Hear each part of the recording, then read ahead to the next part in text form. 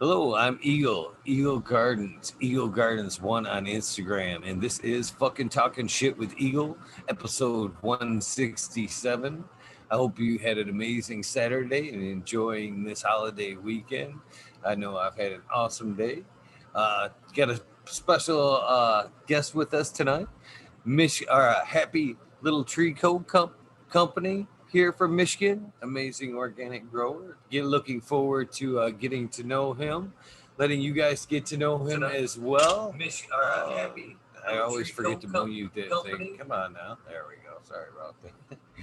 Nothing like a little bit of technical difficulties to get things rolling. Anyways, Happy Little Tree Co. How are you today? Tell us where we can find you and how you're doing today. Yeah, I'm doing good. For the most part, I think you can really best get a hold of me on Instagram at Happy Little Tree Co. That's probably where I respond the best right now. Website should be going live, I don't know, next couple weeks. It's been a long time getting something built, but I finally got a little help from a friend, and it's all about complete. So yeah, there should be that coming up too, and that'll be happylittletreeco.com. So nice and simple. Keep it to one name. Yeah. I really believe that's important.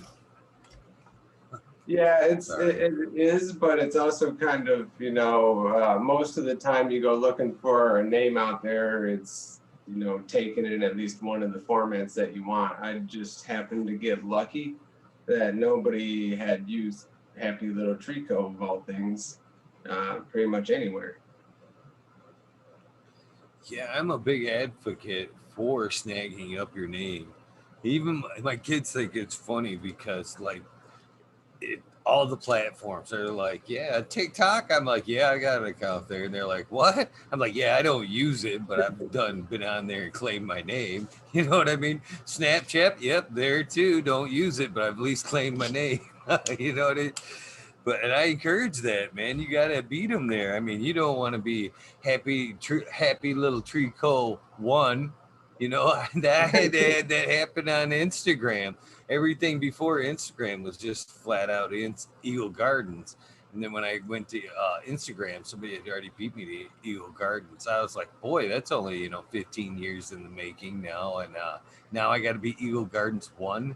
I don't necessarily care for that, but what are you to do? So yeah, that's when I learned to really start pushing on all the formats. Just what it is. If I was going to use it or to not, just grab it. Yeah, you just kind of got to grab it nowadays because everybody seems to be wanting to or starting a business. That seems to be the thing nowadays is everybody's got their little side hustles, and that's a good thing. Lots of innovation and lots of new products and new, like everything. It's nice to see more innovation entering the marketplace again. Yeah, everybody wants the little guy stuff now, which is good. For a while, what was it, the 80s, everybody wanted the big, everybody wanted the same thing. But finally grown out of that some. Yeah, it's definitely a good phase in cannabis, that's for sure. For sure. What are you smoking on there? I see you got a nice one rolled up. What do you got going there? Yeah, right now I'm smoking on some Giesel. I tend to enjoy a lot more of these older strains. I've tried getting in and smoking a lot of these newer, like, I tried jumping on the train with the form cut back in the day. And I've tried like a lot of these newer hybrids, like the Do-Si-Do, the Gelato, but I seem to, after a week or two of not smoking or of smoking them, like all of a sudden I'm just not getting high anymore. So like I tend to stick more towards these older strains that carry this, you know, like I can smoke it 6 months from now and have been smoking it the whole time, and I'm still going to get high in 6 months. I find that to hold true in a lot more of the older strains, which is nice. You know, don't have to bounce around as much just to make sure I still get the effects I desire. And so I guess, you know, kind of steamrolling through this, but we'll have to double back. But we're here right now anyway. So what do you think's kind of responsible for that? Is it, you know, the lower terps and are the lower THC and more terps, or the whole entourage effect? Do you think there's more esters present in some of the older strains? What do you think it is that accounts Yeah, for that? that's one of those things that has like kind of set in the brain, and like I've thought about this one for a while. And you know, I haven't been able to come to a real clear answer on it. My best guess is that it's just maybe things have become more watered down. And I don't know exactly what it's losing. Because it's nothing you can really quantify, right? Like you can't put it in analytics machines and get this readout saying, oh, you're now missing this component, and that's why you don't have the long-term staying effect of the high anymore.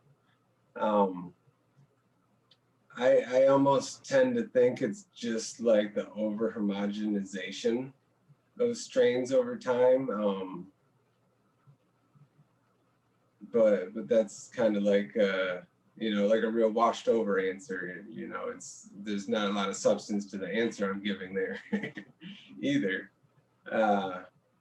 So really, that's something I would like to better know what causes it. But to my best of my knowledge and the way I understand it is that perhaps it's just, you know, we've been using the same strains and repeatedly remixing the same strains for too long, and just keep running those same ones over and over. And, you know, maybe it's the plant saying, hey, take a look at something else.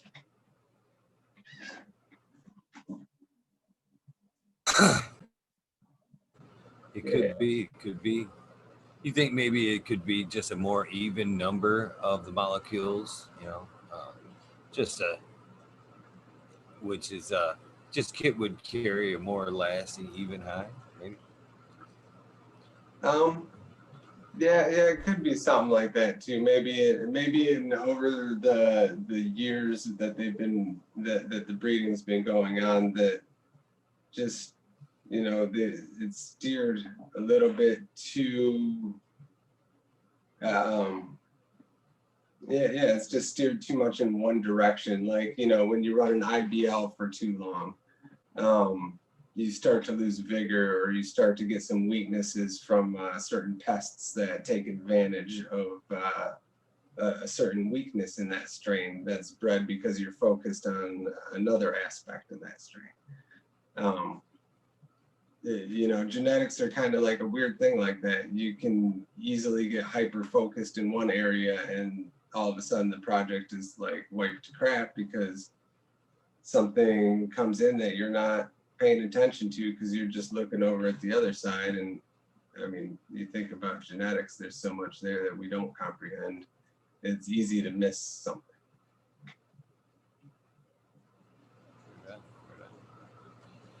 Well, I guess now it's a perfect time more than any to kind of double back to where we usually start this thing is right from the beginning. Do you mind telling us when your first encounter with the plant was, either growing or, you know, being around it or using it? You know, that's the first time Right. you indulged. So my first experience with you know, like running into cannabis in person would have to be I think it was like 7th grade like graduation dance or something like that. There was a bunch of us that went to the graduation dance, and then we were walking to go out to eat afterwards, and we stopped and smoked a joint like behind the bowling alley or something like that. Who knows if it was even weed, but that's what it was supposed to be. So everybody kind of nervously took their puffs and then went on. But, I don't really remember any sort of like effect from that or it really shifting my perception. It was just like an event and then it was done, and like it didn't really touch my life back then. But I didn't grow up around marijuana either. No, it wasn't really in my family. My parents were pretty straight-laced, so it wasn't there in my youth. That seventh grade thing was kind of my first memory of it, and from there it's kind of like it just kind of brushed off again until sometime in high school. And then that was just like smoked it a couple of times, but I really didn't get into it because I don't really know why I didn't get into it back then, but I was heavily involved with like sports, skateboarding, snowboarding, super active all the time. And I just was like hyper focused on that. So I didn't really get into it too much till around the end of high school. And I think that was kind of one of those things where the girl you're dating, or the girl I was dating, was into it, and so it kind of crossed more into my life, and I started to develop an appreciation. So yeah, that's kind of a long bit of my first introduction to it. Yeah, and So then yeah, go ahead. So I'm a little bit surprised, skateboarding and snowboarding. It seems like they kind of went back hand in hand back in the day. There, most skateboarders were smokers, and most snowboarders I knew were smokers as well. So it strikes me, just a little curious that it wasn't hitting you then until the girlfriend kind of brought it in, but. Was it at that point one of them things where you're like, she's had enough? Yeah, I'll try it. Yeah, slowing down, spending a little more time focused on things besides zooming around parking lots all night. So yeah, you start to kind of get into it a little more. It's much easier if you're with someone that you're trying to be closer to. You want to kind of check out what they're into. So yeah, and it was around me. When I was skateboarding and snowboarding, it was around me all the time. I just, for some reason, it just wasn't a draw to me back then. Yeah, I guess I just wasn't ready for it. But that's all right, and really it didn't even come into play later until I started having certain issues where I kind of found help from the plant. So as I started to find more help, it started to become a much bigger role in my life. And that was probably sometime around my early mid-20s, like 22, 23, something like that. So as you started to notice the medical value of it, I mean, how did it apply? I mean, what did you notice that was, as a medical aspect that it was helping?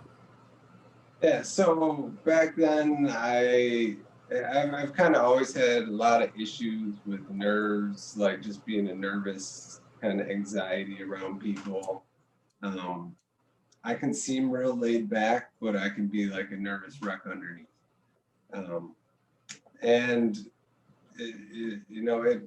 that in itself would cause me a lot of like stomach issues with just not being hungry, always slightly nauseous. And so it really found a role with me playing on my nausea, playing on that anxiety role a little bit, helping me ease into situations a little better,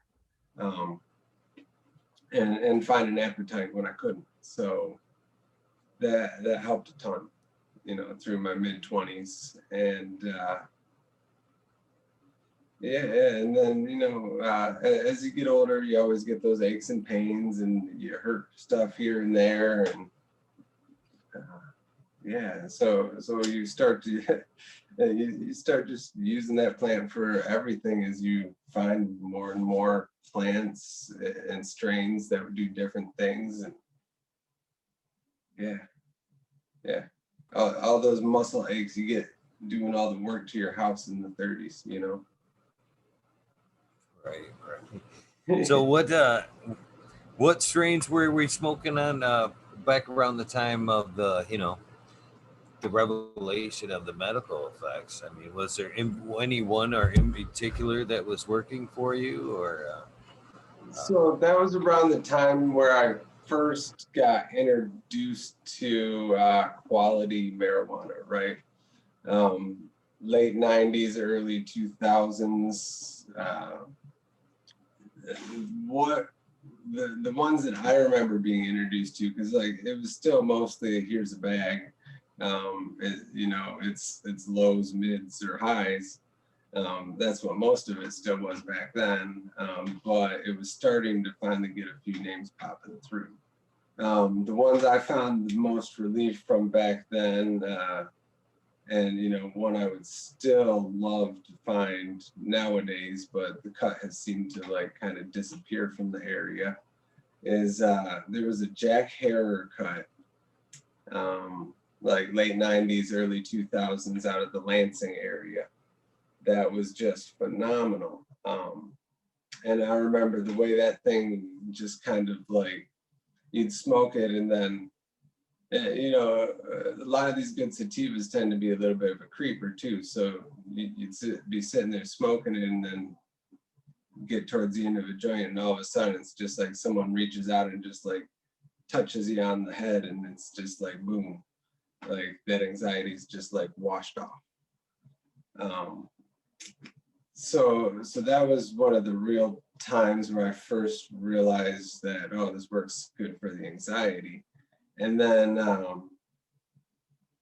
didn't really notice the appetite benefits as much until I ran into some strain. They were calling it Purple Kush back then. You know, I'm not sure if it was Purple Kush. It was one of the few times I've ever seen purple hairs on a finished dried bud. I still, like, I haven't seen that since then, I don't think. But you know, it was around for, you know, like maybe 6 months or something. It didn't stick around long, it just kind of blushed through. But I remember that being the first time that I was really like, oh, okay, like a couple hits of this and like, you know, like strap on the feed bag, let's go.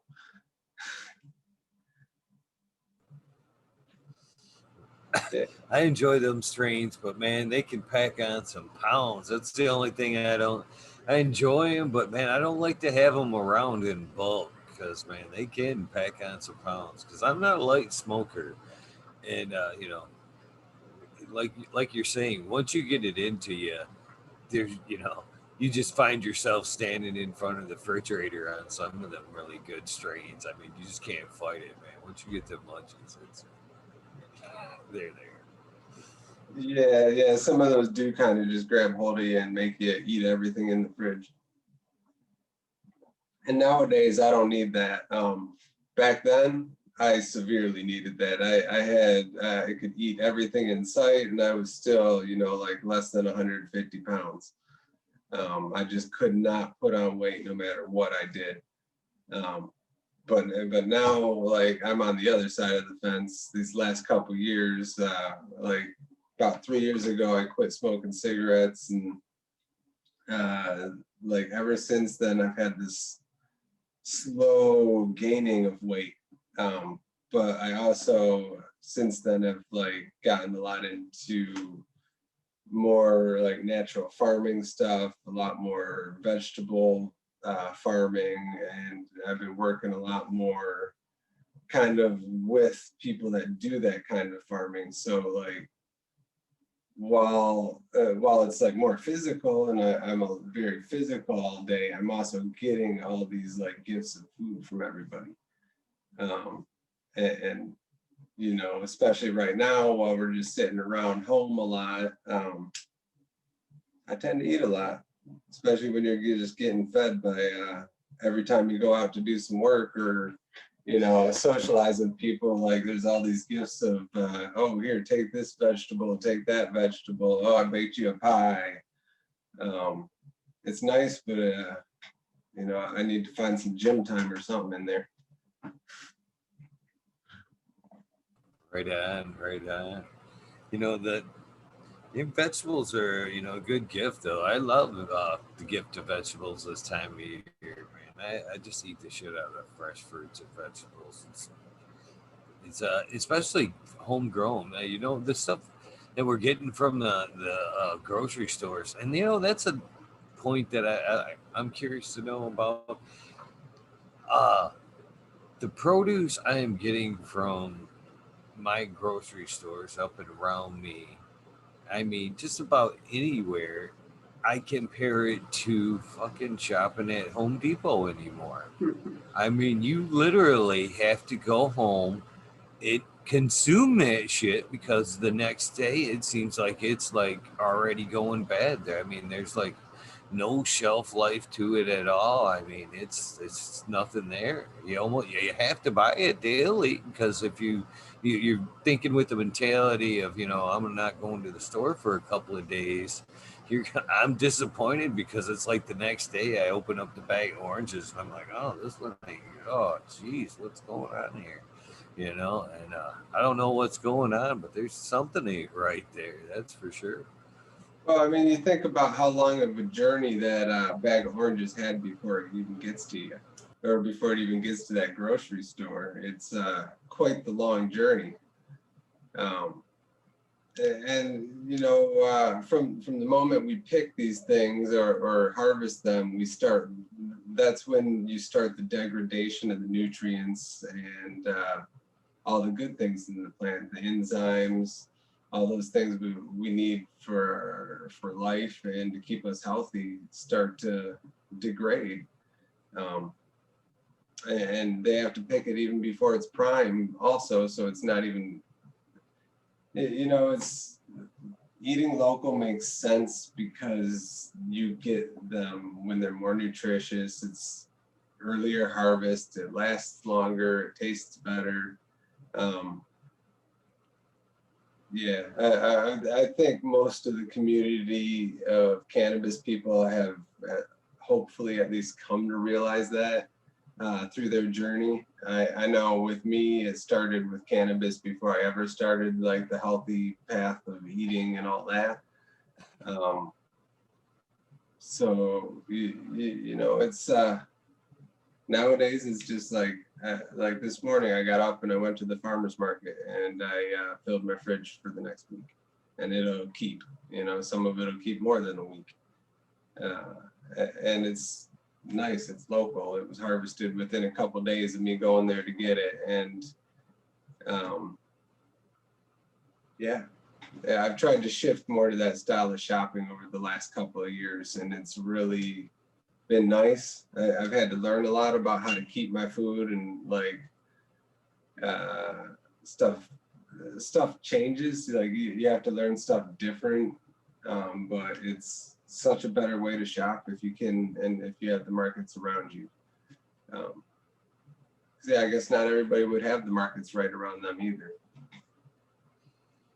I have one by me, just one, and it's like 45 minutes away, and it's open till like 6 or 7, which is out very kind of outside my shopping zone. I'm kind of like this time of year, which I am so thankful for the holiday. I'm just hoping it shuts down like the weekenders we call them, Hopefully this is like the last weekend of that. But it's like a tourist town. So it's I kind of gear my shopping like around their hours. You know what I mean? When I think they're done with shopping, that's usually when I go, like 9 o'clock or something like that. When I think they're off doing whatever, and then so I miss like the farmers market. But but as I get older and I'm realizing, you know, like I'm telling you, the stuff I'm getting from my grocery store and heaven forbid Walmart, uh, ain't there. The nutritional value ain't there as the food that I pick up, the vegetables and produce that are fruits and vegetables I pick up from the farmers market, are loaded with nutrition where the stuff is just barely there. The nutrition's just barely there in the stuff I'm getting from the grocery stores. And Right. it just it's just a shame. So that's why I say I appreciate them gifts of the gardens. You know what I mean? There's nothing better than them gifts right there. There's so much you can tell it in your health right away. I mean, when you switch over and you can intake them for like a steady week, you know what I mean? Farmers market vegetables versus there's like it's like a charge. You can definitely tell the difference. I've talked to people that have like totally switched from, buying store bought vegetables in like their teeth, stuff as simple as their teeth being loose and whatnot, and switching over to growing their own vegetables and actually getting a correct nutrition count out of it. And, just getting healthier, teeth tightening back up, fingernails getting harder again, where they were like weak before. And it's just they all when you're buying out of the store anymore. It's just vegetables and fruits that have just been pushed with NPK, NPK, NPK, and they don't Right. have enough time to suck up anything else. And it's a shame. It's a shame. I didn't put a garden out this year, and I'm kind of kicking myself, really kicking myself. But as I think about it, I got extra lights. I've been. This is another thing I've talked to people about as the journey of the show, and I've really started to learn on, and it only makes sense as companion plants. Oh, Uh, yeah. I'm not. I need to be filling these extra spots between these lights and plants with some stuff that I can eat, or it just make good use of that light instead of just wasting it. And if I could actually get it to synergize with my other plants there, that'd be that'd be pretty cool. Yeah, and really that's uh we have the light going in these rooms. We have extra floor space, like something like a little bit of lettuce or some beets or some carrots on the bottom. It doesn't take a lot of light for that to grow and a lot of nutrients at all. Um, yeah, and they all have benefits for each other too. I guess there are some you have to watch out for because some will steal nutrients. Um, but like some of your simple stuff you can put in there with it. Like one of my buddies, Nick Risden, he's been loving turnips. Like he with his outdoor, he just planted turnips everywhere. And it was just by chance that that was the only cover crop he could find at the time he needed to plant it. The only thing the local grain elevator had was turnips, and so he spread them everywhere, and now he's just loving it. Um, he's been eating turnips for like the last month, and I figured he'd be sick of them by now, but he's like, no, this is the best thing in the world. Really. But then again, he's got farm animals and stuff to feed too, and so he gets a kick out of playing with his dogs, throwing them turnips and feeding the goats turnips, and yeah.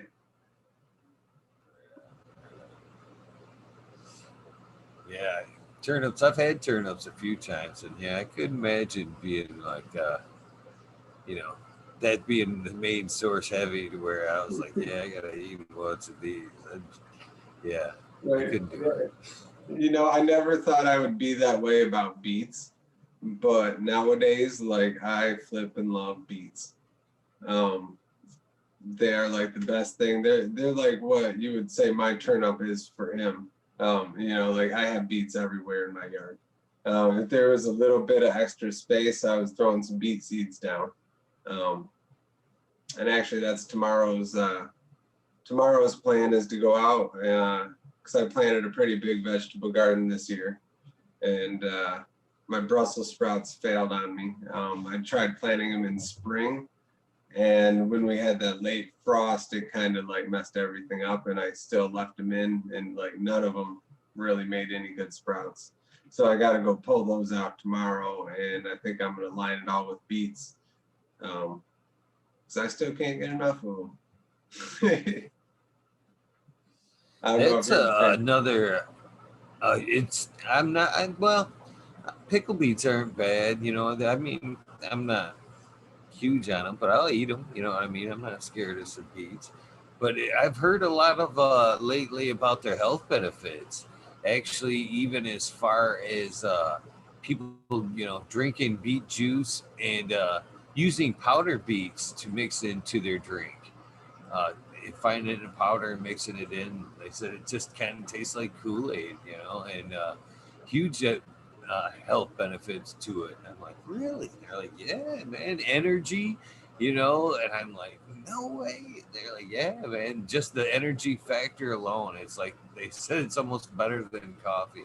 And I was like, because we were Huh. talking about apple cider vinegar too, because I like to drink apple cider vinegar. You know, couple ounce Okay. shot in a drink, and it's good for the gut, and it is very good for energy as well. It is. I'd compare it side by side to a cup of coffee. Okay. Yeah, like I haven't been able to get into the vinegar thing. I've tried. Um, that one I just haven't been able to get into.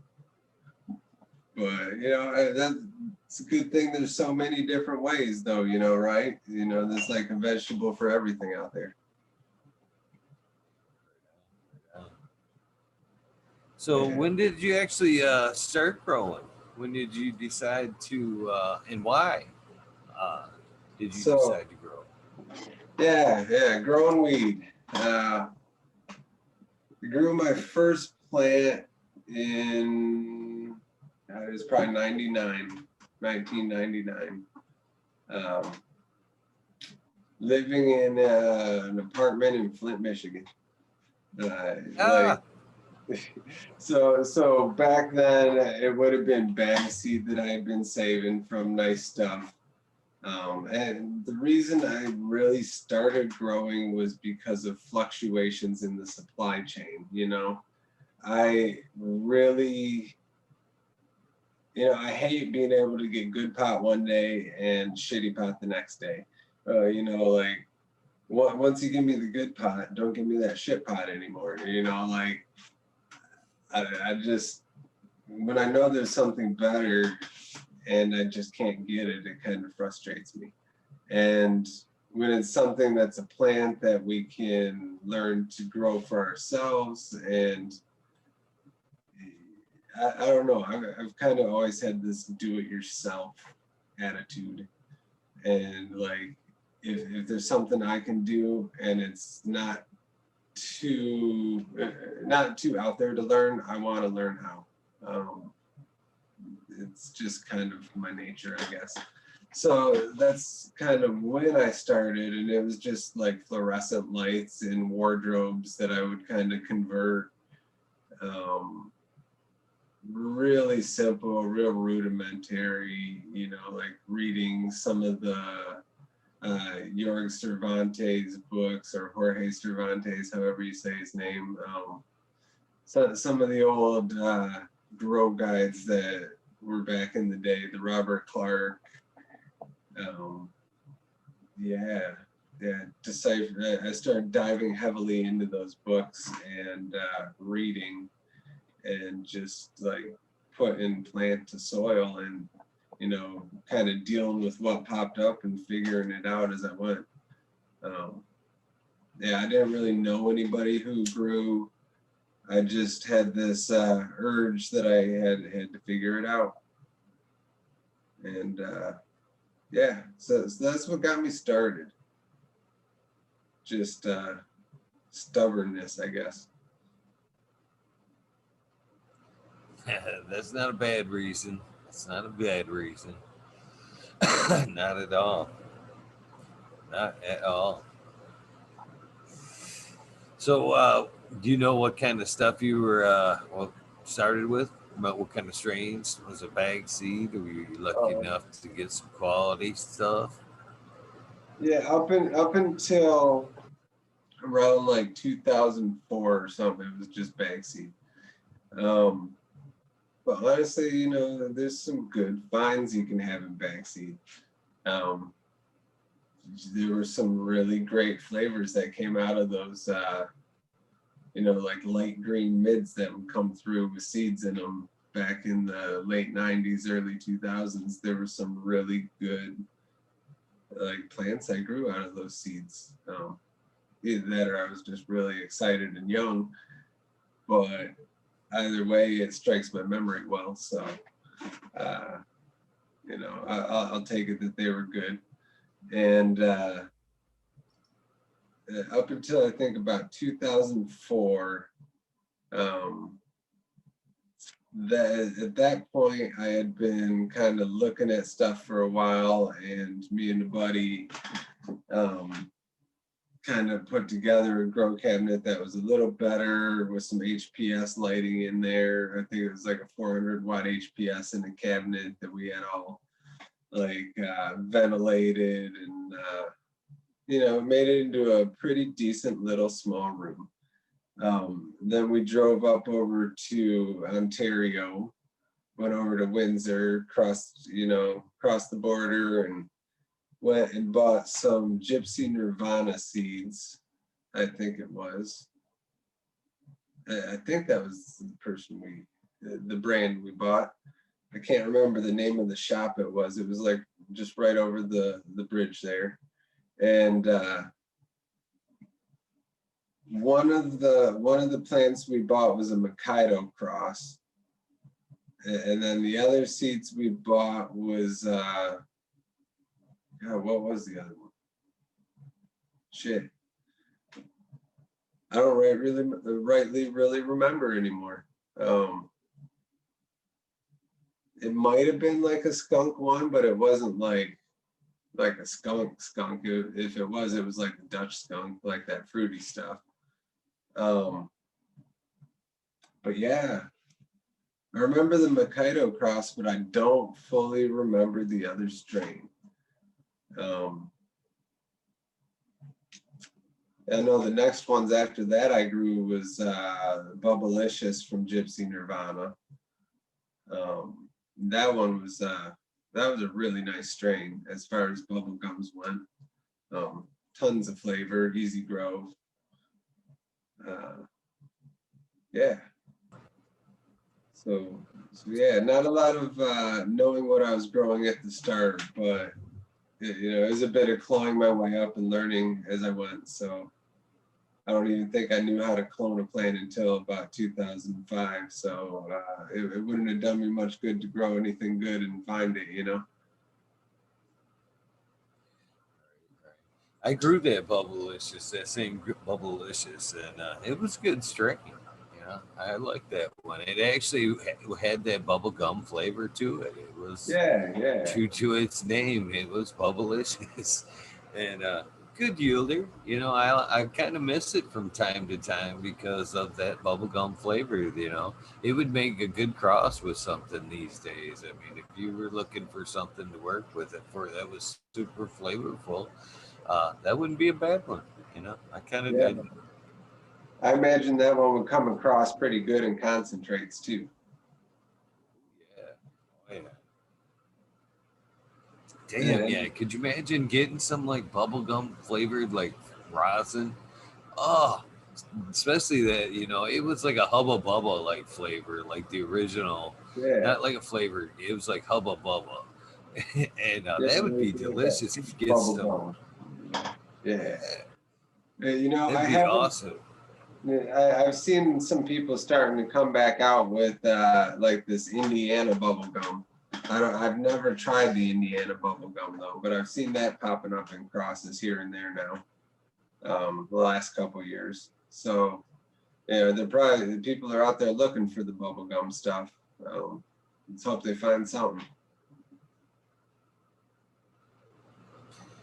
Ready to hit the high flyer. Fire is asking. He's looking for that bubble gum. How long did it grow, and how big of a yielder? I found it to be a nice yielder myself. And it, it didn't take me very long to grow. I mean, 60 days from seed, she was ready to fire. But yeah, I would, yeah, if you can find it, I suggest it. I suggest it if that's the terms you're looking for. Yeah, that's about what I found with it too. About a 8 to 9 weeker. It yielded way better than my other stuff at the time. I mean, I wasn't yielding well at the time at all, but it yielded good for what I was doing. So how long did you stay running that type of setup there before you kind of upsized it a little bit? I ran that way for probably 2 years or so.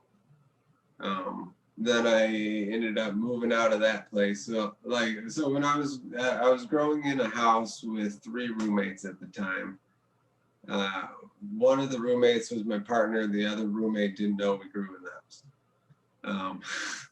So we kind of had to keep that small. But then once I moved out of there, I got my own place. So that was probably 2006, something like that. I ended up getting my own place and started growing there in, that was probably like a 4 by 8 foot closet. So, a little bigger, stepping up, making those slow progressions. And at that point, I started messing around with stuff besides soil. I started playing around with some Coco. Yeah, I got my first experience with some of that soilless mediums. And that was fun, stepping into the bigger lights. I didn't step into 1,000 watts. Well, no, I think I had my first 1,000 watt in there, but I think I was using a 400 and a 600 in there most of the time for my lighting. So 600s crush, they really do. I think people really tend to lean toward the thousands when they could be just utilizing sixes. well, I run sixes right now. I run 600 watt DEs. Well, I guess technically they're 1,200 watt DEs because they're the Nanolux dual lights. But I took them and I split the ballast or split the reflectors on them, so that way I can get a little gap on them and more of a spread. So yeah, I basically run 600 watt DEs, and yeah, I mean shit. I'm in a house though. I don't run in a warehouse, so I basically am still a house grower, but that's just been the way it's been for me. I haven't I do everything myself here, so it's very hard for me to be able to step up the size of what I do, because everything that gets done by me, even from trimming every last little bit, shucking every last seed, packaging everything. I'd like to make it bigger, but that's just because it would make it less cramped. I don't think I'd like to really step it up a whole lot more, but we'll see. But I'm stoned. I kind of rattled off there. I don't know where I was going. Oh, I completely understand. I'm a one-man team over there, and it's not easy.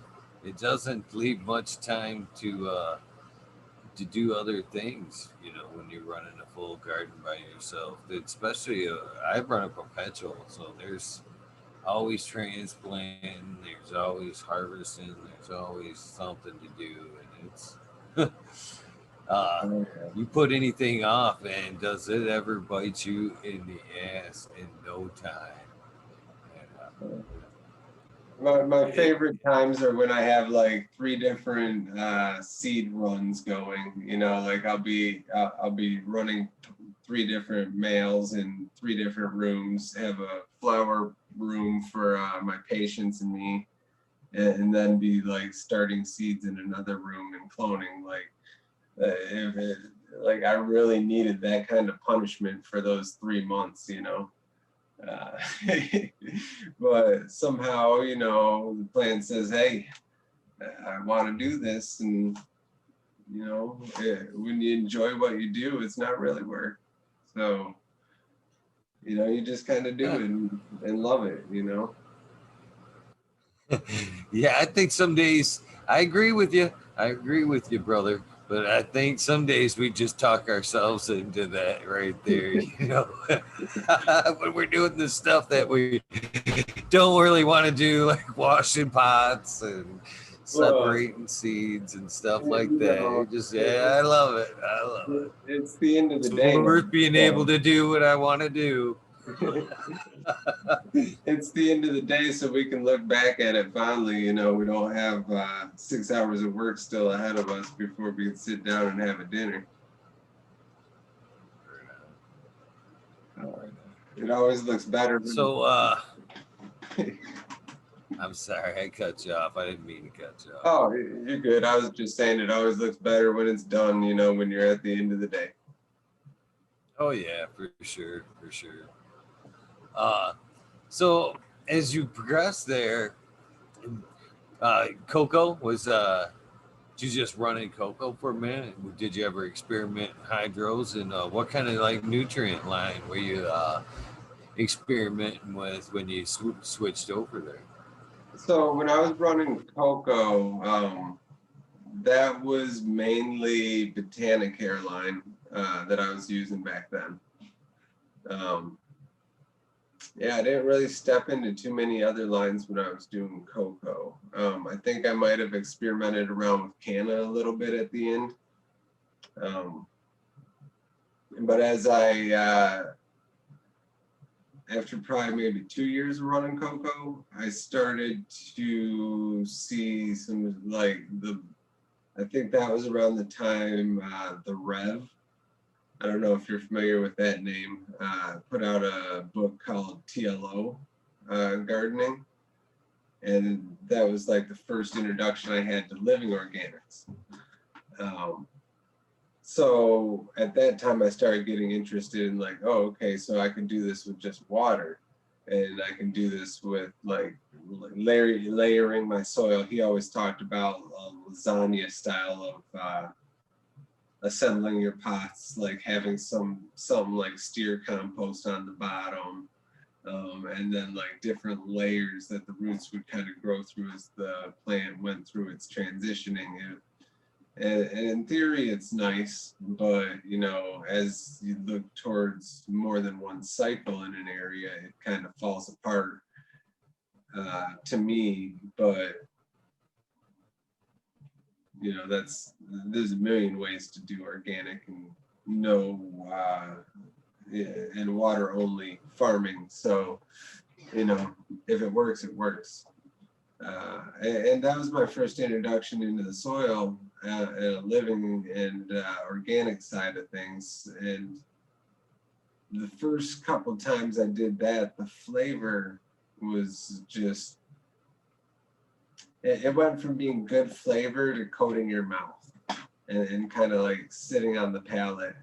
Things were greasier. There was just a altogether difference in the flavor, but also the effect. And that kind of started me down a little bit of a rabbit hole into the organics thing for several years, of just mixing my own soil and doing things that way, and trying to do the water only beyond that. Yeah. So when you kind of transition back into soil there, and you kind of look back, did you, as you look back, would you realize that, did you look back and go, oh, this was kind of what I was not doing so well before? I mean, what were the difference between, the first run with soil and, picking it up again that kind of made the difference? Um, well, back when I was first growing, I knew so little about the plant. Like it was night and day difference when I was in soil the first time to the second time I was in soil. At that point, I knew how to grow a plant. I knew kind of when deficiencies were. I knew more about flowering times. Because when I first put a plant in, I didn't even know what the hell do to make that plant flower. I just kind of went for it. Like put it in the soil. It's a plant. It's going to grow and just do its thing, right? Not knowing that I needed to change light cycles or do things like that to get it to produce what I wanted. I the second time it was a lot better. And I think that's kind of one of the things that led me back there, but I didn't stay there. Because I started getting more patience and I started going out to farmers markets that were happening across the state at that point. And there was demand to produce more weed. And I was struggling to push yields, doing just dirt. So, at some point I started playing around with nutrients again through, bottles being added into the soil. So I started trying to play with amending soil with organic bottles. Some really good successes with it and some really bad failures. It can be done, but I tend to play too much and I cause myself a lot of trouble by wanting to see what everything does and not having enough patience to just give one thing a chance at a time. I bounce around with the gardening I do, and I got caught up in that wanting to chase the yields again and trying to add everything to make that happen. But what ended up happening in the long run was I ended up having to buy my own weed, and I wasn't wanting to even smoke the stuff I was producing. While I was yielding good and I was making money, I wasn't satisfied because I didn't want to smoke my own shit. And I don't like that. Like if I'm not going to want to consume it, why should I want to, tell someone else they should consume it? It just doesn't make sense to me. I had to get back to where I was really enjoying the weed I was producing again. And, the weed didn't get you the same high. I've described, to people in little conversations we have of the difference between organic and more synthetic marijuana is. So with the synthetic marijuana, it gets you high, but it lacks this vibrational quality of the organically grown and when I say organically grown, I mean soil grown, grown using a lot of the microlife to drive what's going on. So you've got a lot of bacteria, you've got a lot of fungal growth. The soil's doing the work. And when that happens, there's just this vibrational quality to the high that's just so much more all-encompassing of the body. And I don't know, like I half feel crazy when I talk about it like that. Like, it's like, it's hard to quantify, but there's this extra force with the high that I feel from naturally grown marijuana. and it's been something I've craved ever since I realized it. To make it short, yeah.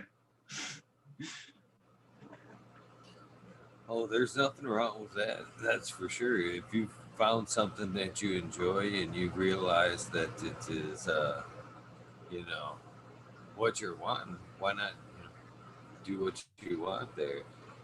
Don't And get I me think a lot wrong. of the. Oh, You go know, ahead, like please.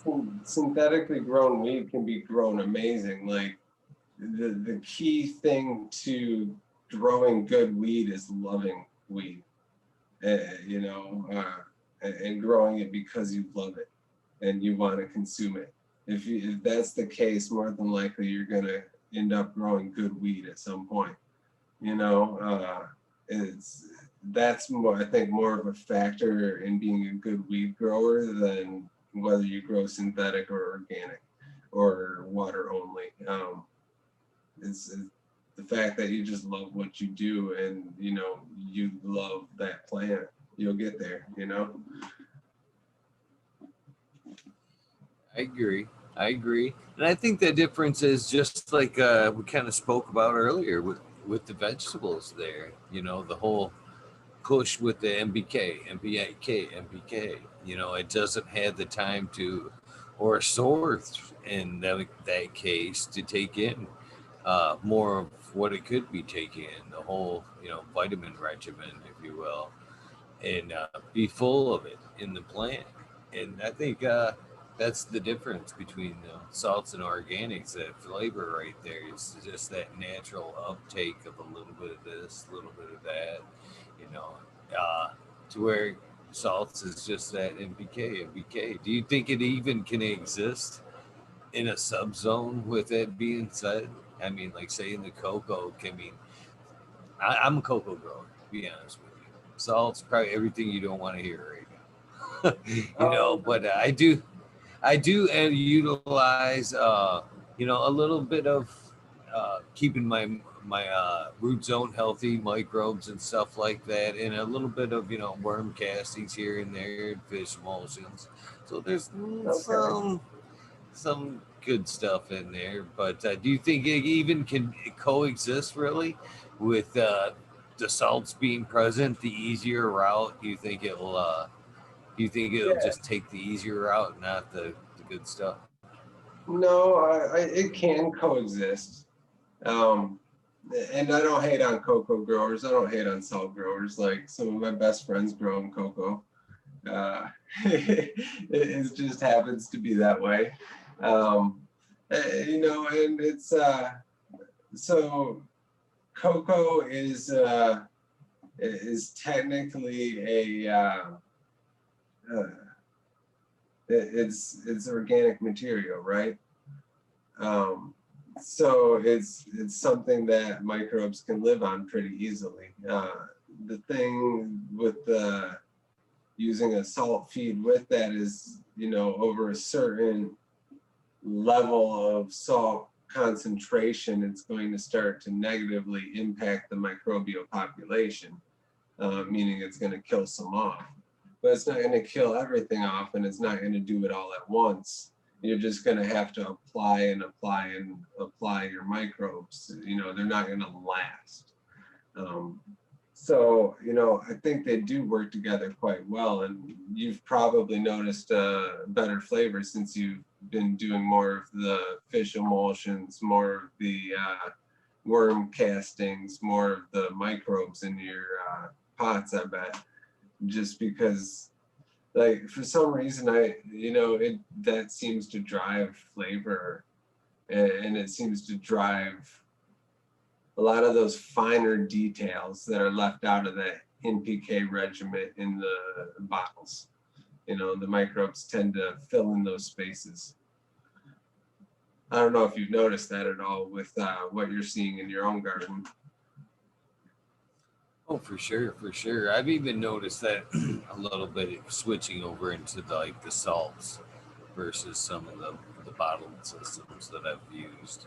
The straight up A and B salts and then having to add to it. I've noticed just a slight variation in flavor there. That's why I started kind of supplementing a little bit of the fish emulsions, a little bit of molasses here and there to kind of make up, I think, what the AB formula is missing there. But Yeah. this is my second run with this company, and I actually talked to them a little bit. We're trying to adjust some shit, but like we speak of, I think the flavor just kind of lies in some of the natural inputs, and that's why they've always been around. To be honest with you, they were they. I didn't rush out and buy them; they were already here. That I was, you know what I mean. I kind of they've always been around. It was just I was testing that stuff, and so I decided to add to it. Second round into that, I was, I gotta get back to this and that. Yeah. But I don't know. I don't know. So, do you think that you can actually do a halfway decent organic system in Coco?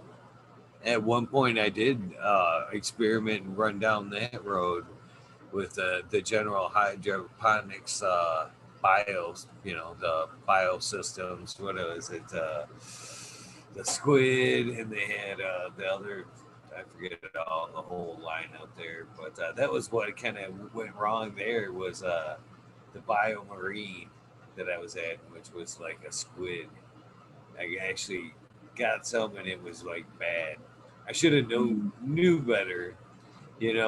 When I got it home, it was a holiday weekend, probably pretty similar. Small town, only grocery store for miles, miles, miles, and I get it home, I crack it open, and it's much like my system now. I'm working late at night. I water usually around 11, 12 right at that time. So there's no possibility of running to the store.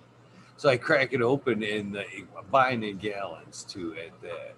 And I pull the top off, and the top of that seal had already been broke or off. And Oh. it didn't smell right. It just didn't smell right. And yeah, I used it anyway. And boy, it went wrong. That was probably, and after that, it kind of soured me on buying from some I always from that point I always checked before I even left the grocery store, pop that top off, make sure that seal was still on there. But it Right. kind of burned me a little bit on the organic nutrient side of things. I was like, ugh, Yeah, that is the so. one bad thing about organics is, unless it's really like a dried amendment that doesn't have microbes present, it all goes bad. It all has a shelf life. So, with organics, get good with your nose. If you like to do organics, just get used to smelling a lot of shit.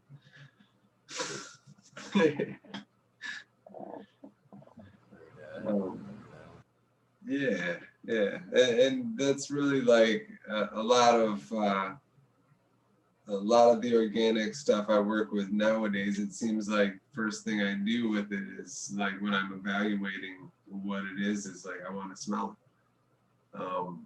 Because and the more you get used to it, the more you get used to of like, oh, okay, there's this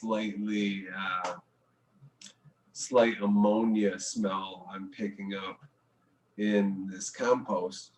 And so, all right, if I'm detecting some ammonia smell, that was put off by anaerobic bacteria that starts forming when we're pushing up into forming some of the bacteria we don't want in our composts.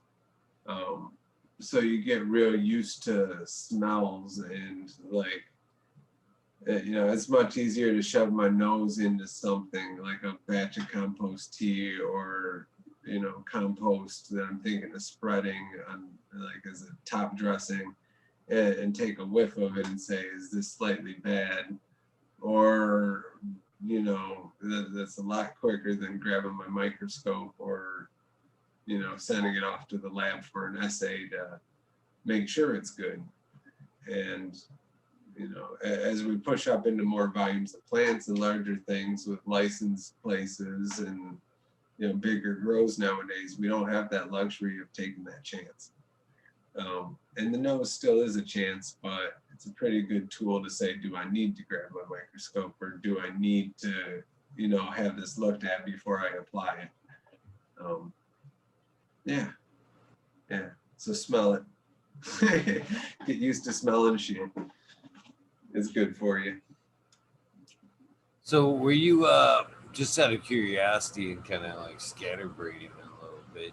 Were you making seeds at all when in cocoa? And if so, have you noticed a difference between the seeds produced in the cocoa versus the organic seeds now?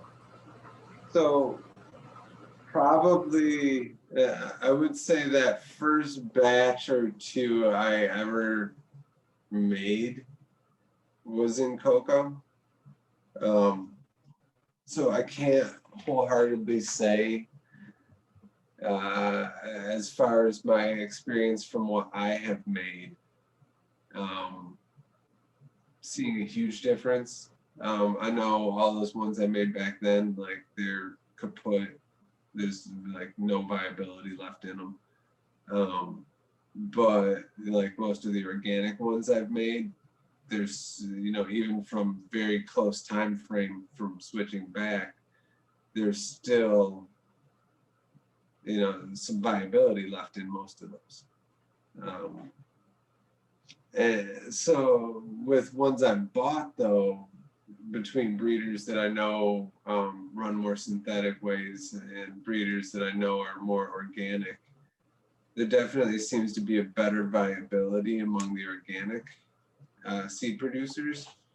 But I mean, that could be anything from how they store the seed to how the person I bought it from stored it, it's really hard to know.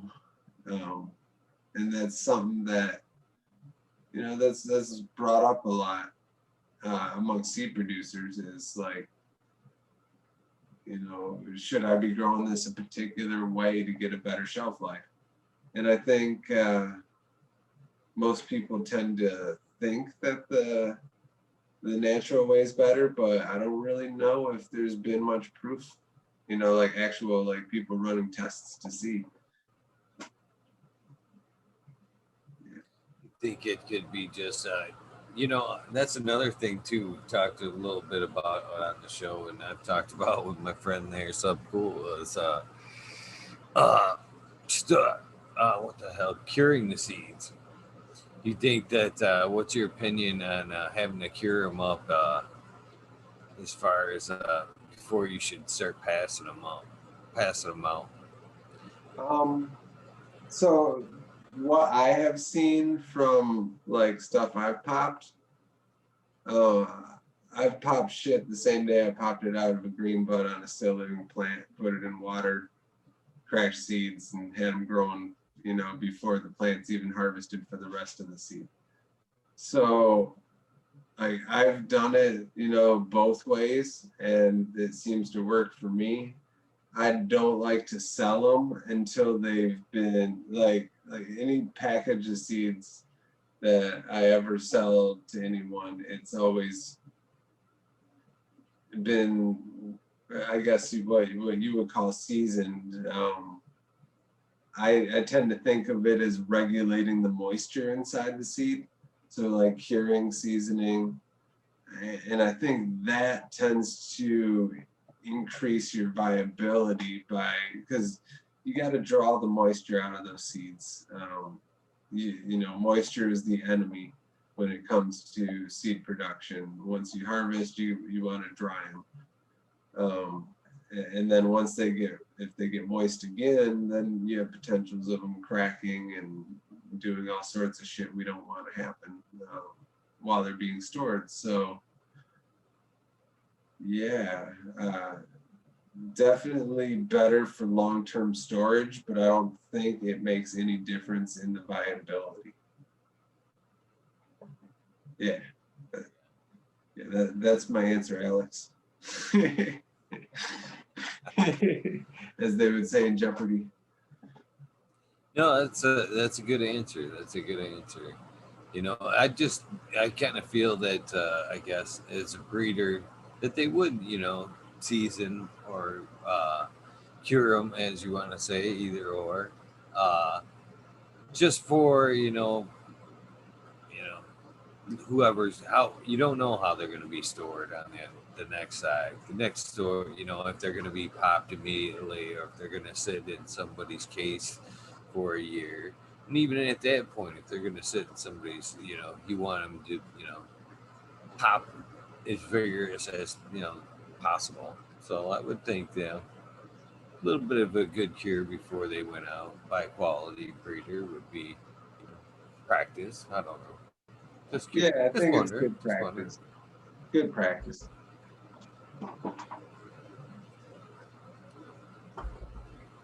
So I guess you know, rewinding a little bit back there to you know what led you on to start making your own crosses and working down that avenue. So that happened with all by mistake. You know, first time a cross happened in a room, I didn't want it to happen. The pollen, you know, kind of missed the mail. I wasn't paying attention. I had too many plants. But then I grew some of that seed out.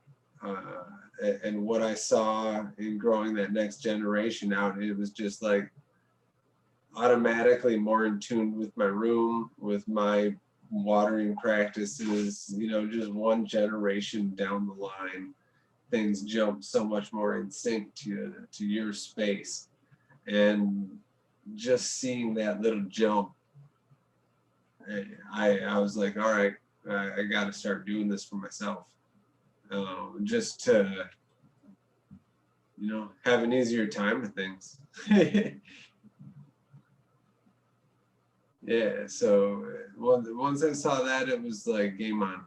From that point, it was I just kind of want to see what's there. My mind is turning, and I just got the curious bug now. I gotta look. I gotta investigate. I gotta prod. Yeah. So what was the first two?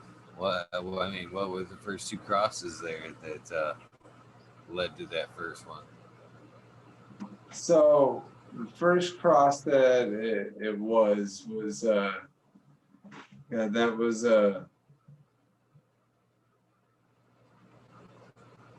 that was I think so two different things I was playing with back then was the uh, Tahoe male that I used for a while, and I still use some of the progeny from that first cross further down the line.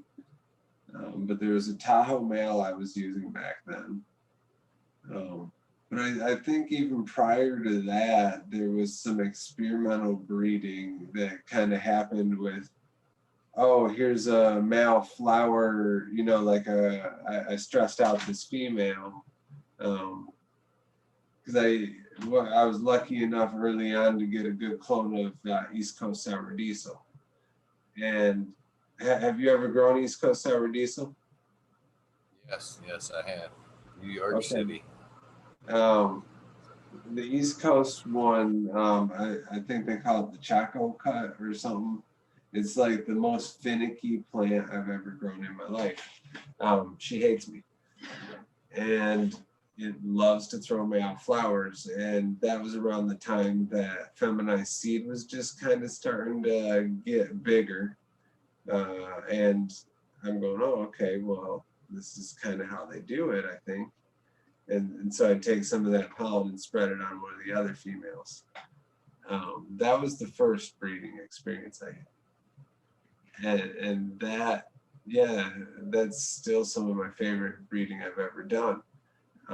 That was East Coast, so I was using the pollen from the East Coast Sour Diesel, and I put it onto Arcata train wreck cut, and I put it onto Black Domina cut that used to go around Lansing, early medical days, like 2008, 2012, I think it was around Lansing. short little purple thing. But I made those 2 crosses at first.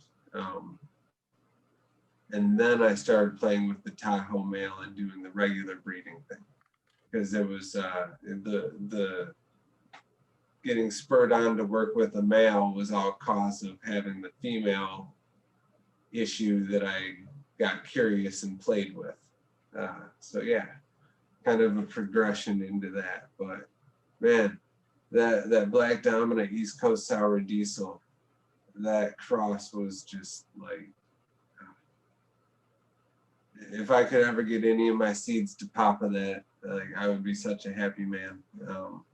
I've been working on trying to get back to working on that line for a while now, and I've acquired a lot of the steps to do it. And there's a slow roll into it that's starting. I'm going to be cracking some Black Dominant seeds here to get back to that project soon. They're in the line to get done this week. So fingers crossed we'll get there.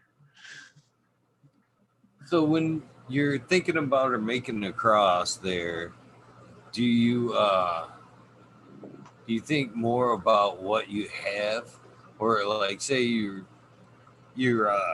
smoking something, or it could be a prospect, or you're just smoking on something new. When you're smoking on it, are you thinking this could use, or this is missing? You know what I mean? If I just added a little cherry to this, or you know what I mean? Is that part of the recipe, or is it moreover just this is what I got, or is it I need to find something to add, a cherry to add to this? So sometimes that's totally part of the recipe. Sometimes it's more driven by, I get bored when I'm smoking a lot, and I like to mix my flowers. So a lot of times I'll mix something in joints for a while, and then I'll be like, oh shit, like I should just cross that and see what the fuck happens. And a lot of the times it comes out with some pretty magical results, and other times it does absolutely nothing.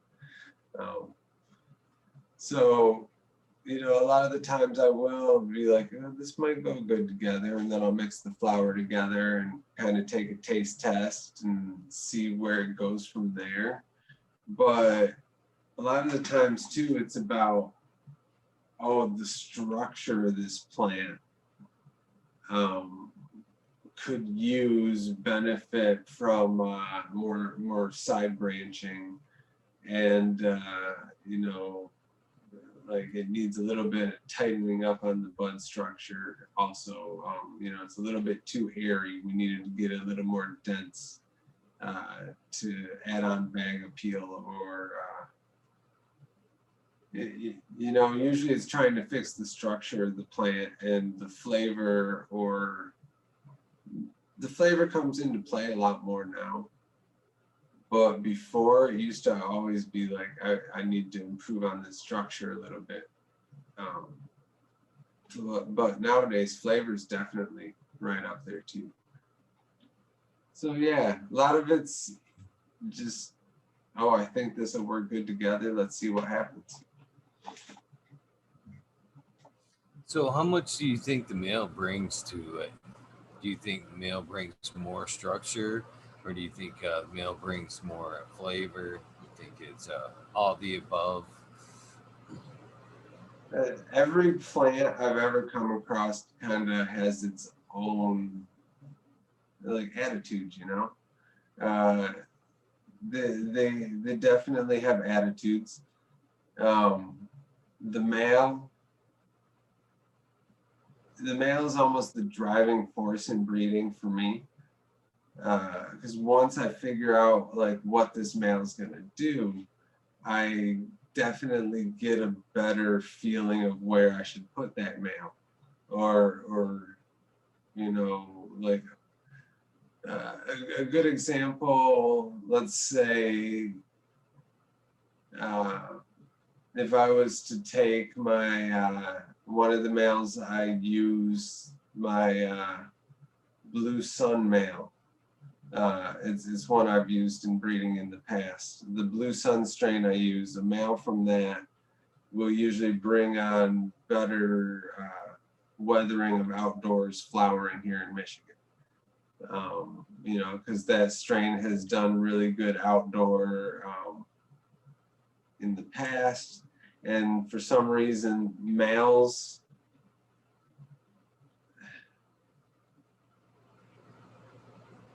God, I don't know where I'm trying to go. Maybe it's that they're more predictable in what they'll do over time than the female. Because like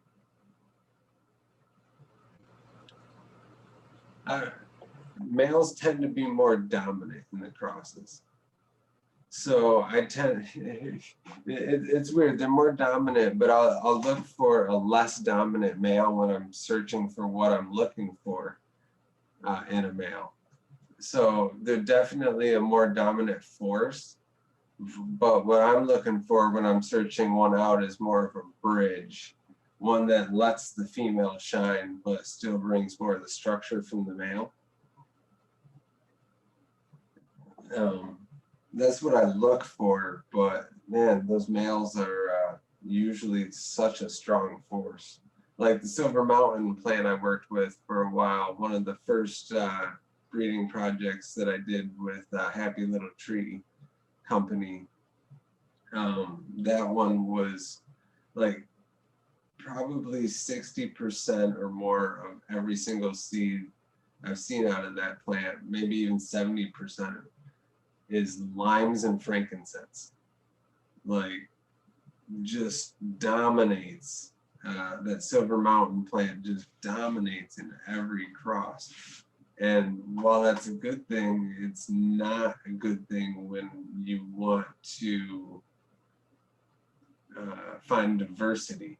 Because it's really hard to find anything else in those plants. So yeah, I like the male to be a little more laid back, but they tend to drive a lot in the crosses. I got long-winded on that one. No worries, brother. I like the long-winded answers. So, in your opinion, when you're looking out for a male there, how long and how hard is it to find out exactly what he's going to express? I mean, can you find it in like a single strain cross amongst different phenotypes where like that trait's coming off? You can notice that one trait across all, or does it take a few runs with multiple strains, multiple phenols before you really realize, your whatever strain you name him? I'm sure he has a name.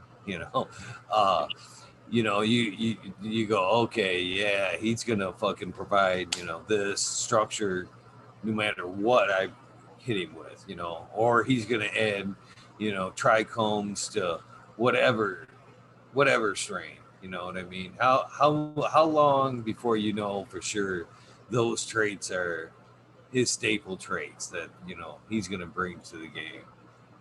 So I would say that takes, a good, the first time I run a male, I'll run it against several females that I know.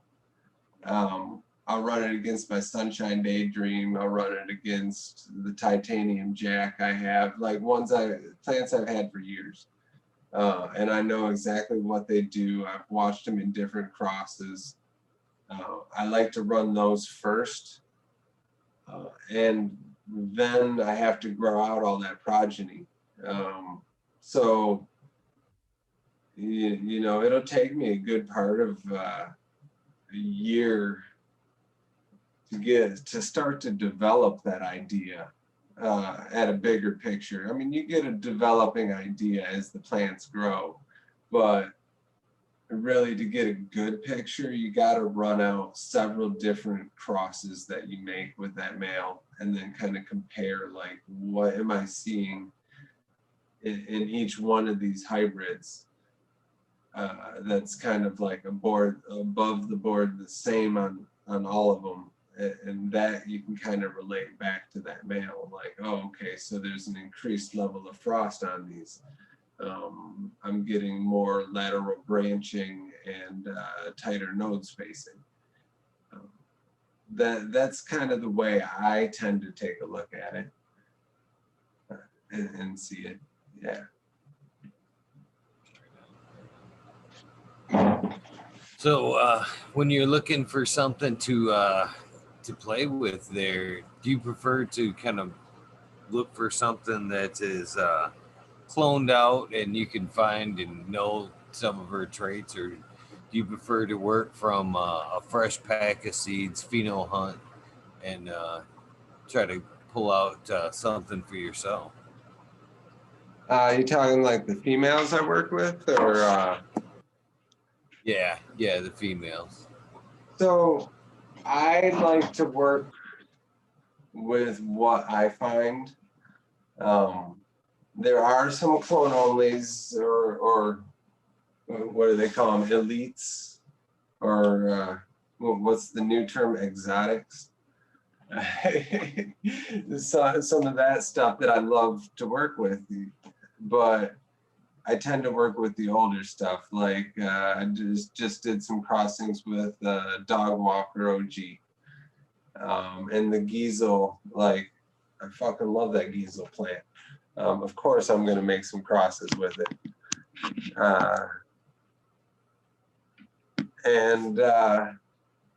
So I definitely will work with clone onlys, but one thing I like, if I don't like the plant, if I don't enjoy it, I'm probably not going to work with it.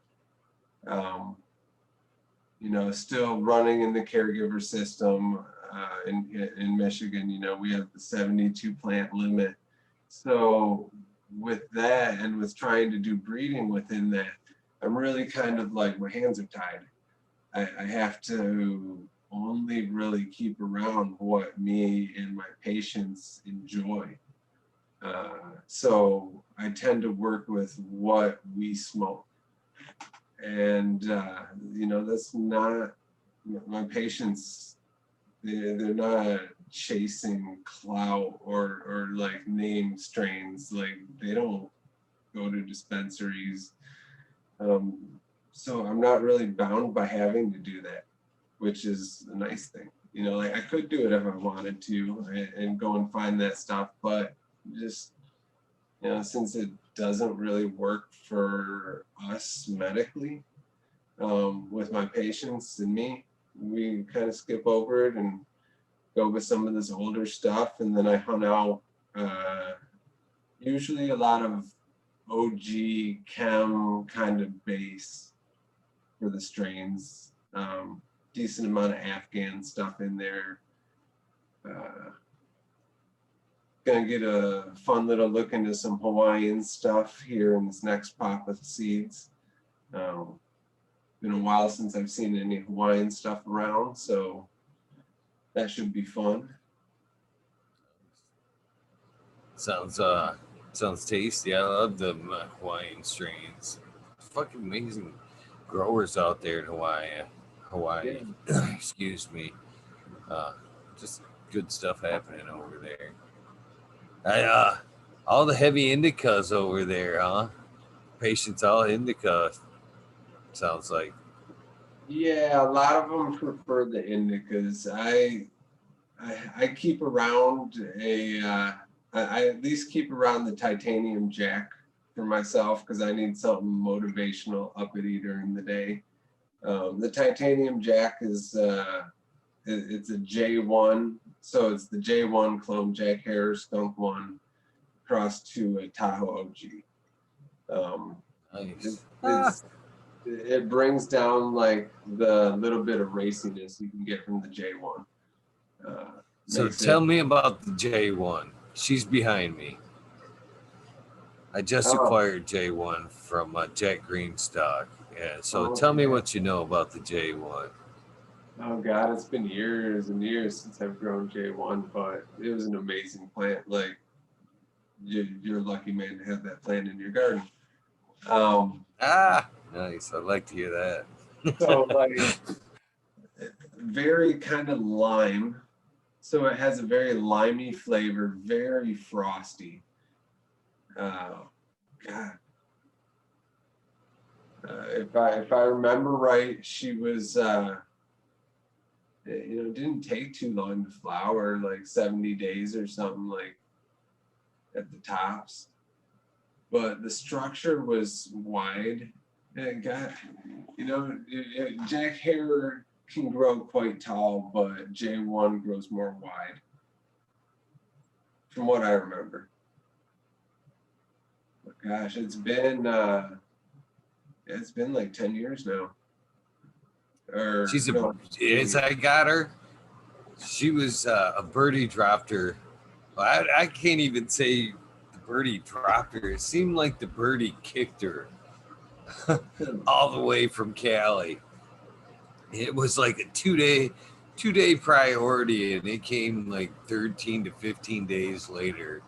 And the box wow. the box looked like it had just been tumbled or kicked the whole way.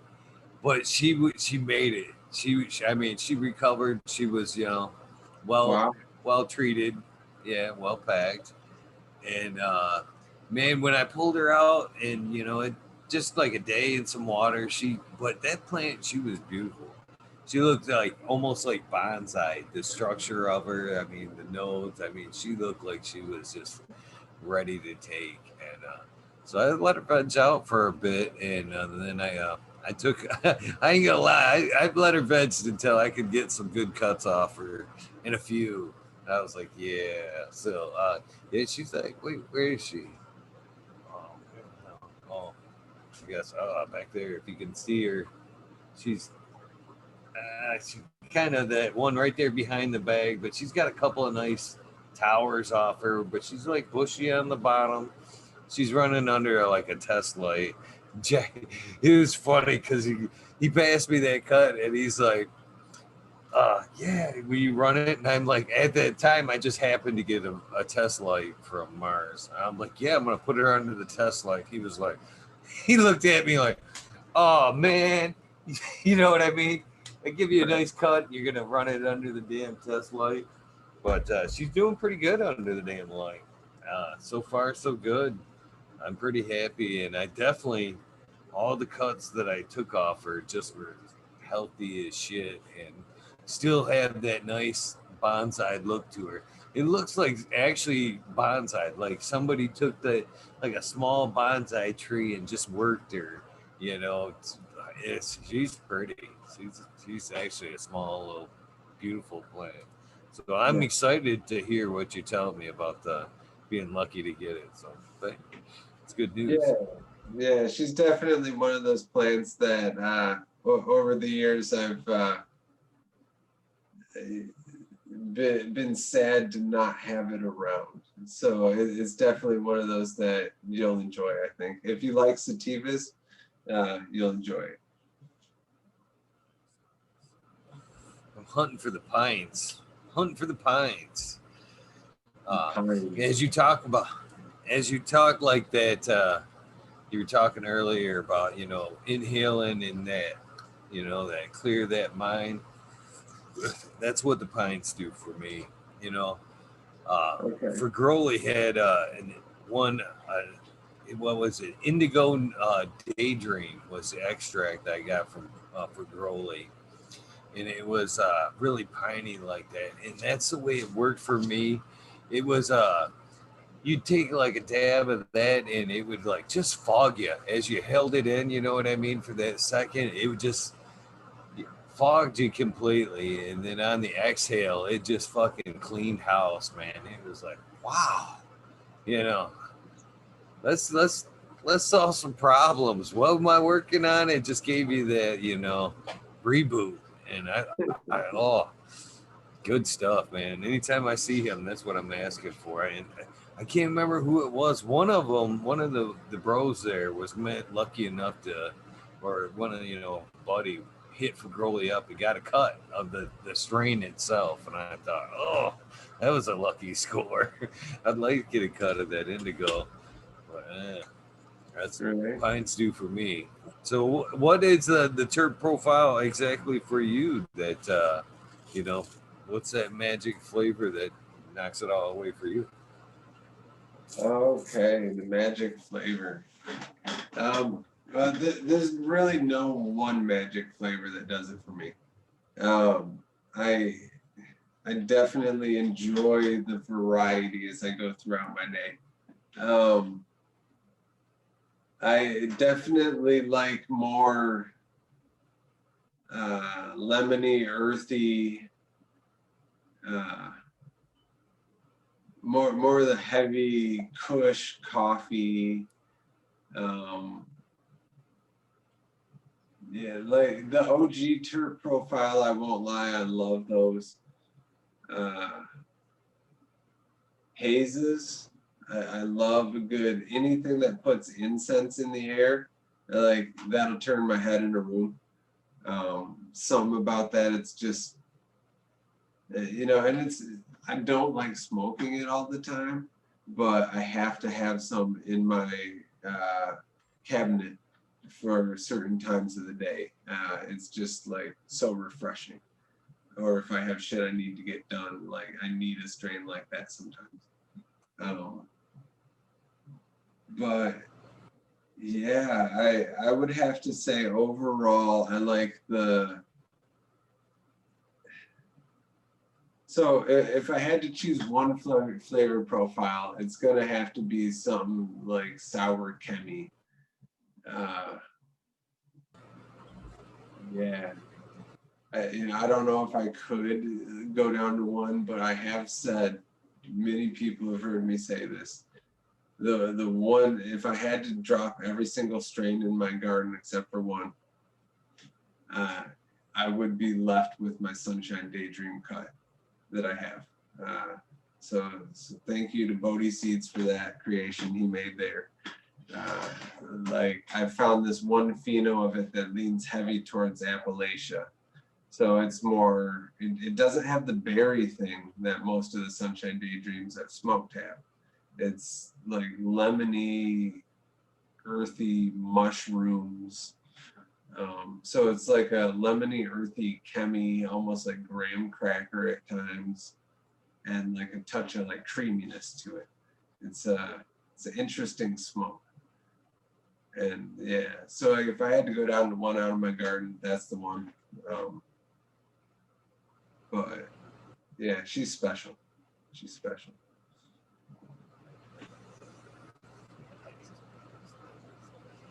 So, how many strains do you offer? I mean, as far as seeds go, I mean, how many strains have you bred? Let's put it that way. Um, God, breeding is I don't know if it's the right term for what I do. I'm sure there's a touch of breeding in there, but as far as like seeds I've made, because this I don't know how much thought really goes into what I do. Like I think about it, and yeah, there's a lot I could pretend goes into it, but I think a lot of it too is just like intuition, and you just kind of move in how you feel after a while. Um, so there's less thinking as I get older, and more just following those patterns of like what is set forth that the plant shows you to do. So far as like numbers, God, I've never counted them. I don't know, probably like 50, 60 different crosses, but ones that are like out there. I don't sell a ton of seeds. It's picked up a lot over the last 2 years, um, and that's a great thing because there's a lot of really good work in there, but uh, you know, God, I'm trailing off all over the place. Uh, so yeah, I've probably made 40, 50, 60 strains, but not all of them are in rotation. A lot of them sit in cabinets. Um, hopefully more will get out there. So yeah, well, I hope your the seed aspect does go. I like to see the community supporting itself. You know what I mean? Some cultivars would just do better being bred in its area, survive better outdoors. You know what I mean? Especially in the outdoors. I think if you're gonna be running outdoors, you should be running strains that are bred outdoors for your area, which I think are better key for success. Yeah, and I'm experimenting around a little bit more with outdoor breeding this year. I normally do most of my breeding indoors. I do have a strain like my Blue Sun, which has proven itself outdoors. And that's mostly due to like the male that was used in that cross initially was bred outdoors in Michigan. It was like a long time IBL. So, it just finishes. It does what it does. But looking forward to the seeds I'm producing outdoors this year. It's, I'm getting a good look at, okay, like this will work in Michigan. This one's definitely going to be better next year in Michigan. Because yeah, they just trigger at all sorts of different times, and you can definitely see what ones are going to finish quick and what's going to make it in Michigan without a greenhouse, and what's going to need all that extra care. I've helped with outdoor gardens before, but like I'm down in the quasi city. I live in Lansing, so it's I got neighbors on both sides of me. Usually when I grow outdoors, fucking people jump my fence from the park and will steal my plants and shit. So, we got city pressures here. We got to keep it indoors for the most part, but get some this year outdoors, hopefully. I'll sleep out there if I need to. Man, that's the thing that kind of bums me out is, even if you're skilled or not, you have the friggin' legal right to throw some outside. Throw some outside. Make it so plentiful you don't have to fucking fuck with people's shit. You know what I mean? And just, uh, it's like we've all pointed out, rarely does it get taken at the right fucking time. All it does is fuck the grower and whoever took it out of, smoking some half-ass shit that wasn't even finished. You know what I mean? So, And I mean, and anybody it's grabs these, it's going to be like you're going to be grabbing half-done seeds and smoking a bunch of pop rocks. It's not going to be enjoyable. But most of the time with me, it's not anybody that's like seriously like looking to get rich off of it. It's just like kids that are, I've got a privacy fence and everything, but there's like a city park behind my privacy fence. So, like neighborhood kids from the area like to go out there and, late at night have a little smoke with their friends and shit. And I'm sure I've been in my backyard smoking pot and it's blowing over the fences and kids get curious and shit. They see a plant, they're like, oh, this is the best thing ever. They haven't discovered karma yet. And, they'll just jump that shit and take it. Kids will be kids at times. So I don't hold too much to it and I don't hate on them. We've all done stupid shit. Hopefully, they just don't jump in the wrong person's backyard one time.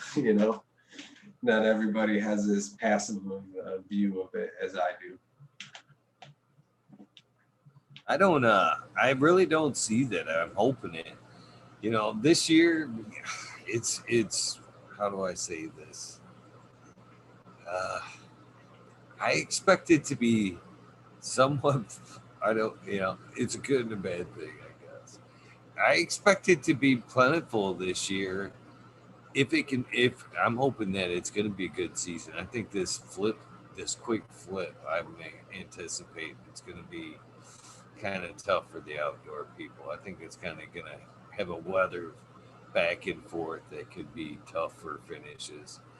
But that besides that, I actually think there's so much out there right now. Hopefully, there's a bunch of growers love, hey man, as soon as mine gets ready, I'm gonna hook you up so there isn't as much bullshit going around because it seems like every grandmother, uncle, you know, relative of some sorts has had a couple plants stashed in their yards by some Oh, great. inspiring relative or not, You're allowed I've 12, Granny, but can I shove these behind your garage right quick because you're entitled to them? it's blown up so much more this year. It's great to see, so many more people taking advantage of being able to grow it, even if it's not for them, even if it's just for one of their family members. Like it's awesome to see. Like it's really kind of cool. I know I grew up with, like, I'm the only one in my family that smokes pot. Like the rest of my family does not smoke. Uh, so always been kind of an uphill challenge for me. And my dad this year is kind of like he's like, oh, if you need extra room, we can always like store some here at the house for you. I'm going like, oh, okay. It's Like cool. times are changing. So that's where I was just gonna kind of go with that is, times are changing, and so even though they're not smoking, has their opinion maybe swayed some through the years on use because of maybe a friend or something has taken on Um, some use, or they've seen what you've done with it, or you know what I mean? They've found some legit value in it over the years, and now it's maybe not so bad, but it's still not for them. no, like they're really, really cool about it now. Like they hated it. Even like 10 years ago, they were like highly against it. But in the last 10 years, they've seen how working with the plant has developed me as a person. How it's aided a ton in my personal growth. They've seen that. They've seen how it's helped me become financially, um, I guess the term is financially independent. You're finally able to do what you need to. Like it's given me a life I wouldn't know without the plant, and allowed me the freedom to pursue like things that I love in life.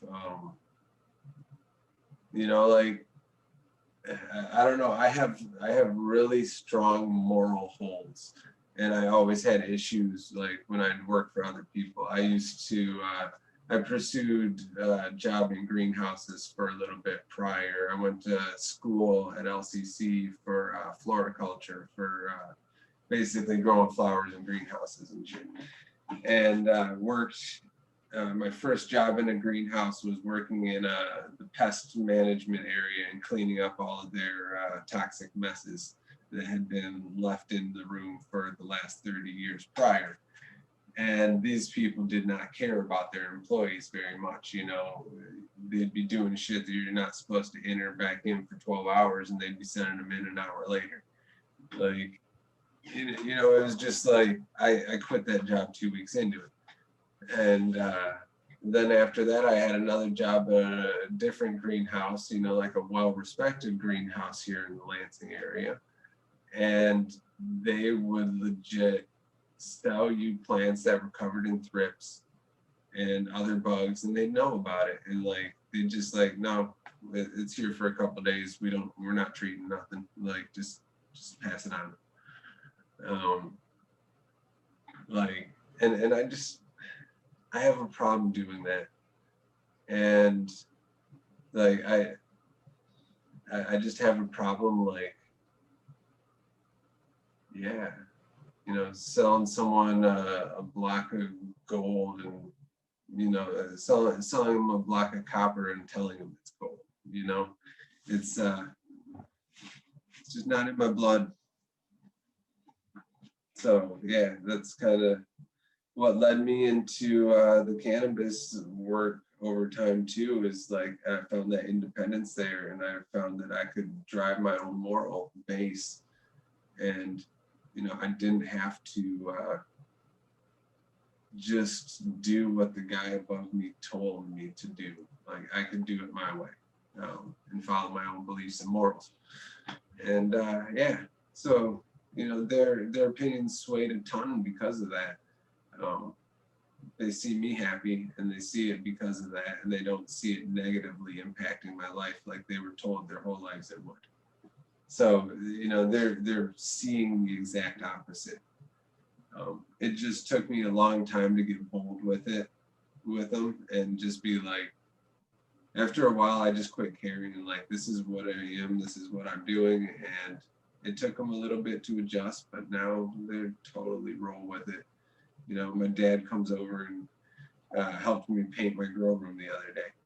You know, so definitely a nice swing. Yeah, that's pretty cool. That's a nice evolution there. I'm glad to Yeah. hear it. Yeah, they even go as far as to when we're on family, like if we go somewhere as a family, like down to visit one of the relatives or something, they'll let me smoke in the car and shit. So like, and they don't even smoke cigarettes, but they'll let me smoke a joint in the car. So Oh, you know, that's nice. you know, it's a big turnaround, and it's awesome. You know, there's hope for everyone out there. I that just sparked a thought in my head as you were saying that. I can't help but wonder, as you were saying that, you know, how many parents there are that possibly might, you know what I mean? Maybe even people, other parents, people I know that, you know, seen us smoking pot early on and we're like, oh, you know, I don't know. I don't know. But nowadays, you know, they're sitting around with their friends and, you know, yeah, he's into the marijuana these days and doing pretty good. You know what I mean? And but back then it was like, oh my God, he's throwing away his life. And I don't even know. But now it's like, yeah, you know, it's, you know, now that it's a little bit more trendy, if you will, if it's like you say, it's I could be more proud of it. Yeah, he's part of that movement. You know what I mean?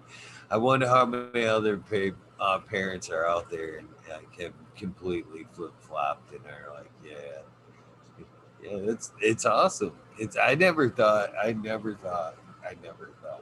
this day and age of my life that we would be here this day and age doing this.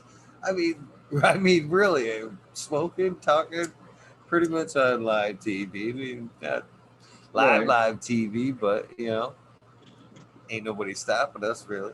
54 watching right now. We've been hanging pretty tough all night long. It's been spiking up Nice. and down, but still, it's are you able to watch chat, or have you been able to I take that don't in and even, out? you know, I do I like poke the screen or something to get somewhere? You'd have to bring it up into a different window there, and another device usually if you're on a phone, another phone or computer or whatever. But I want to, well, since we're talking about it, I want to point out that shout out to some of you wrenches in chat there. Some of the mods have been killing it tonight, man. They have like every time I look up, they have been throwing up your link to your Instagram, you know, in case if Oh man, anybody's interested. I'm telling you, thank you all guys. night long, it's been they've been killing it. So shout out to you guys, man. Johnny Tennessee, ready to hit that high fire. Chiba Man, all you guys, man, appreciate it. Uh, they really help out a lot, man. It's a great community here that's building around the show. It's Yeah, a lot of since you asked me to be on, I checked, I watched a couple shows, kind of checked out what you were doing, and it's, yeah, this is pretty cool, you know, just sitting around with people, chatting, and getting to know. You know, it's nice to not have, you know, like I asked you, like, I'm like, what are we gonna talk about? Like, um, who the fuck wants to just sit here and bullshit all night? Like, but it's interesting, you know, like, especially nowadays, like, we're all sitting around not doing too much. Like, fuck, I was looking forward to this all day, like, going, like, I got something to do tonight. Yeah, like, yeah, it's nice to just sit back and talk with people and, like, get to listen to what people are doing, because we're always so hyper focused on, like, oh, this is the new thing I'm working on, you got to check out. Like, you know, we're also driven with just business all the time, which is great. Like, I love supporting my friends and what they're doing, but, like, sometimes I want to hear a little bit about the backstory again, or, like, catch up with what's going on with your dog, you know, or some shit like that. Like, yeah. it's easier to hang out and follow people that you resonate with, and so this is kind of the opportunity to introduce you to the person behind the Instagram and the people that we follow, especially like some of the shows you see it. That's the thing that I love. I try to do about this show, and I think everybody is equal in this cannabis game. If you've got one plant or no plant, the gals last night, the witchy weekend gals there, some of them are growing, barely growing, thinking about growing, but smoking, part of the community nonetheless. So just as important, you know what I mean? The person that grows that one plant, my book, is just as important to the Yeah. producer that's trying to supply the masses. And they're all interesting story. And when it comes, to that level, like say the other YouTubers or the suppliers or the products, you know what I mean? It's easier to, you know, to get behind that product, like All Purpose Plus. It ain't even a shameless plug. Great people, great product. Uh, he was a great guy. You know what I mean? Great product. I got him on, and but once you seen that, it was his company, the person that he had put his heart and soul behind a quality product. It was so much easier to go, yeah, if I'm gonna go in and buy something, I'm gonna fucking go support old Leon there, and Right. fucking, you know, same thing about these YouTubers that put out information in any sort. If they come on the show, it's more easier to fall behind them and take in their information if you can see more what they're about instead of are they just coming on and rehearsing a script, or it's yeah, I think he's pretty cool. I'm gonna fucking check out his channel, and I think this is a good opportunity for that. Yeah, and it's funny because when I reached out to you, uh, it was before the cup there, and I had noticed that you were an organic grower and all that, and everybody loves. In fact, any tips that we will hopefully get there anyways that you want to throw out for any kind of organic growing or whatever are great. The community, it's just being it's headed that way. Like you were saying, it's just the most responsible thing to do. I'm not gonna lie, the flavor is there. For me, it's just because I am a caregiver. It's a hard transition for me to get my perpetual going. It's just bigger pots, and in my opinion, and this is just my opinion. I've heard others say, yeah, you can transplant up, and that ain't as big of a deal. But in my opinion, if I were going to go organic, I would like to see that thing start and finish damn near in its own bed in the area, not have to be transplant shocked or whatever throughout its life. And in my system, I just don't have the room for that. You know what I mean? So it's not feasible. So right now I'm kind of in the Coco and whatever. But when I reached out to you and realized you were an organic grower, and then realized you were going to that cup, and then again met pretty much the co-host or a good portion of the show. Smiley helps out quite a bit.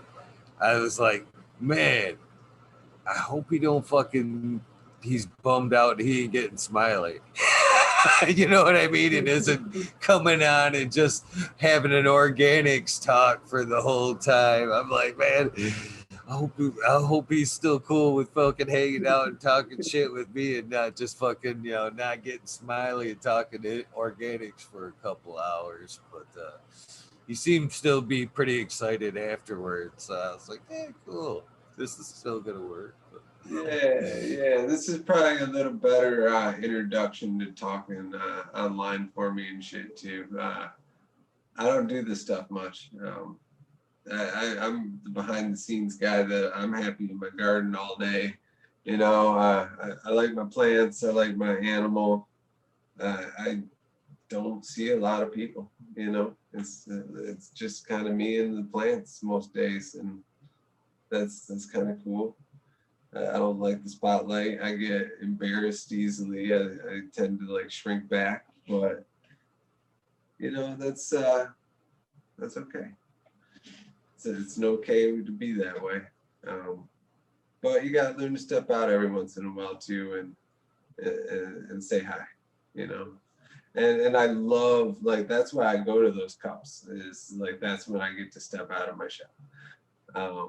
And you meet so many good people at them. Yeah, Smiley, I guess we have a mutual friend over there on the west side of the state. And that's how I guess he kind of knew me. But it was nice to meet him. But yeah, and that guy knows his shit. I was listening to that talk he did the other night with, oh God, Kingdom Aquaponics. Can't remember his first name. But yeah, the one he did with Morrison. With Leighton Morrison. God, fuck. Like, I think my brain exploded a little bit that night, They went down some rabbit holes, and that shit's fun. But this is a much a better intro to this for me, I think. And so thank you for not sticking me with Smiley too. That's funny. He's a great guy too, and you almost got Smiley. You don't even know that you were like seconds before, because I had fucking had a headache, man, all day long, and I'd actually like, dude, I'm having trouble just focusing today. Man. You think you wanna? And then he was on right as like you came on. He's like, I'm like, man, I can do it. I guess, fuck it, I got it. He's like, you sure? I'm like, yeah, man, I got it. It's like, cool. If you need me, I'm in the chat. So he almost got Smiley. But and I'm sure, Smiley would have been nice to me too. And I look forward to go in depth with him sometime on organics. So, me and him will have to do that sometime. And hopefully hopefully I can give some good insight. But, as with gardening, I always tend to find I know less every year. There's I just seem to like know less every year. Plants seem to they don't care that, but I just feel like that's just so much more. That's a wise man mentality right there. I can appreciate that. I can follow somebody more like yourself, like that. That mentality right there tells me a lot. You know what I mean? You learn less every, and just if some people think as they go on in their journey, I'm learning more. I've got this, Mr. Know-It-All. But as you learn more shit, if you're doing it wisely, you wake up to the point that you're like, wow, I don't know shit. I think there's a hill there that you just kind of go up, up, and then you can see the valley below, and you go, wow, it's just so much bigger than I fucking thought it was. There's so many more buildings. I don't Like, even fucking know. what the hell did I get myself into? Yeah, totally. It's a crazy world, and as you keep pulling back the valve, like it just like it's crazier. And then you just realize like we know nothing, and we just have a tiny glimpse of how we're getting along right at this very second, and it's just a glimpse. But you know, part of getting part of getting good with growing or any of that too, or life in general, is just learning to be okay with that, right? Learning to be okay with that we don't know, and now let's just see what happens, you know. Let's just see it Well, with some I think opening, it's. like, yeah.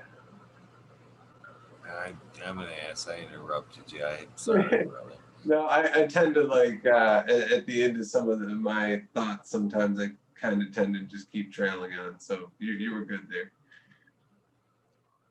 True. But I think what it is I think as we, on the journey to, enlightenment or whatever, I think we get so selective on what we want to learn. And then once you kind of get to that peak there, you get just genuinely hungry. You get back to that bright-eyed, bushy tail, all information. You just want to take it in, almost like back to a small child. How everything's new again, and you're like, oh wow, wow, like all these little facts of Christmas and shit. Yeah, totally childlike. Yeah, I feel like a child every day almost. It seems it's like the ultimate goal in life is to just play.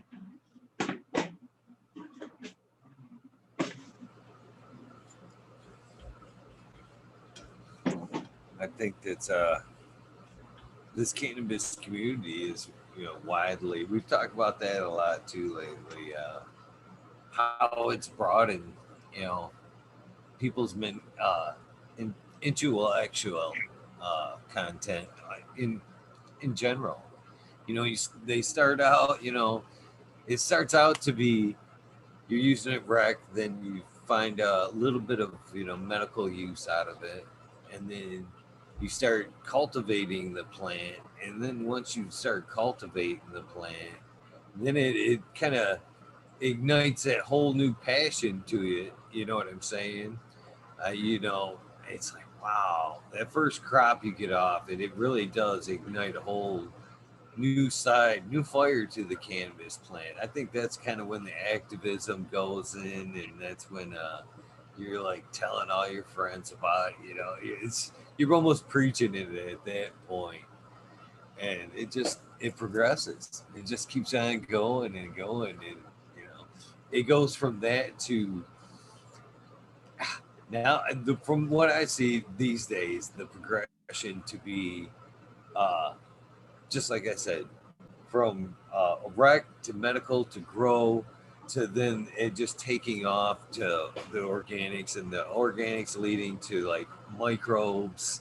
And a lot of these people, just I've heard this a lot lately, I've just never thought, this shit was so boring to me in school. Never thought in a fucking million years would I be so fascinated to sit and listen to a lecture on microbes or living soil, or Right. here you are just fascinated in all these new subjects, IPM and fucking just whatever, all these, never before. I think it's opened a lot of doors intellectually for a lot of people that may, open source leads to something else, that they may be interested in. So I got to show you this sticker that's on my my mirror in my bathroom. and has been there for years. It's because of the shirt you're wearing. It's kind of like uncanny. So I don't know. Can you see that? You probably can't. It's probably backwards, huh? It says employees must carve Slayer into their forearm before returning to work. I like it. I could never get any of my helpers to ever do it though. I'm close. I went to the Metatron's Cube, but not the Slayer. I don't know if you can see that. It's pretty close, but not quite. Right. I used to always tease this one girl that would come and help me out when I was doing a lot of edibles and stuff. I would always tease her. I'm like, all right, today's the day. You're gonna carve that shit, right? And she never would. I've actually went out with a couple of chicks that probably would have.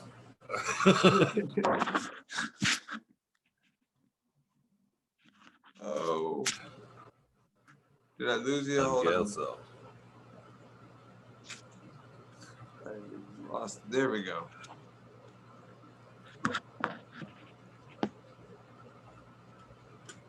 Yeah, there's some wild ones out there. So I'm curious. I didn't even ask Smiley, and perfect time to ask you. But what took you to the Cup? Were you just there to, hang out and enjoy the Cup, or did you have an entry? I had a booth there. I did have an entry in it too. But I had a booth also. I went to the one last year, and I really enjoyed the people that came through the event. I've done high times events. I've done, I usually do the events over in Clio. Are you gonna be there, the 25th?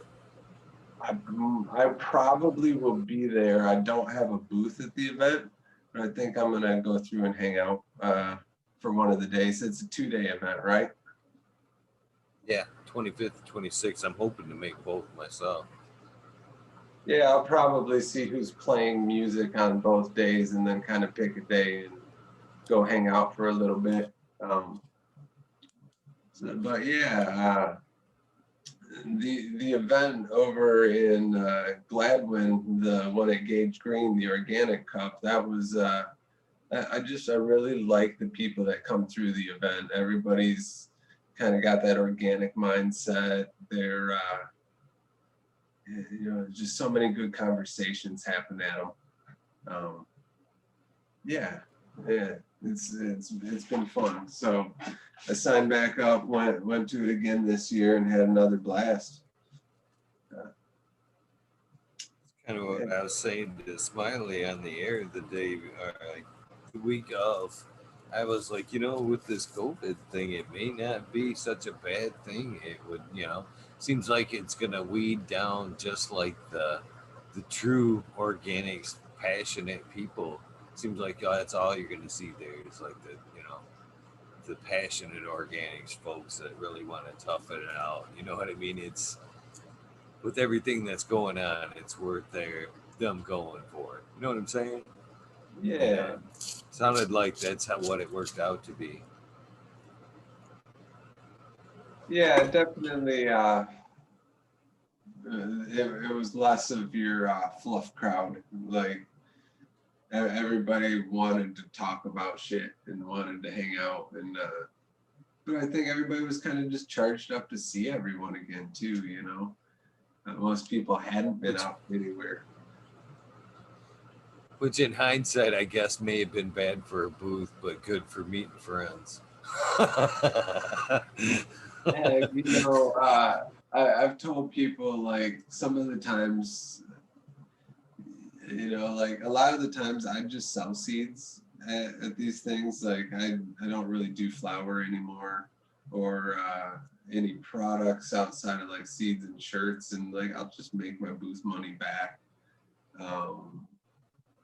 And that's I do it because I get to meet all these people. I get to hang out with people that are growing my shit. I make these connections, and then like these, like, before you know it, like I've known somebody for like 4 or 5 years, and we're going to like each other's church golf outings and shit. And you know, it's like it becomes this personal relationship over time. Uh, yeah, it's great.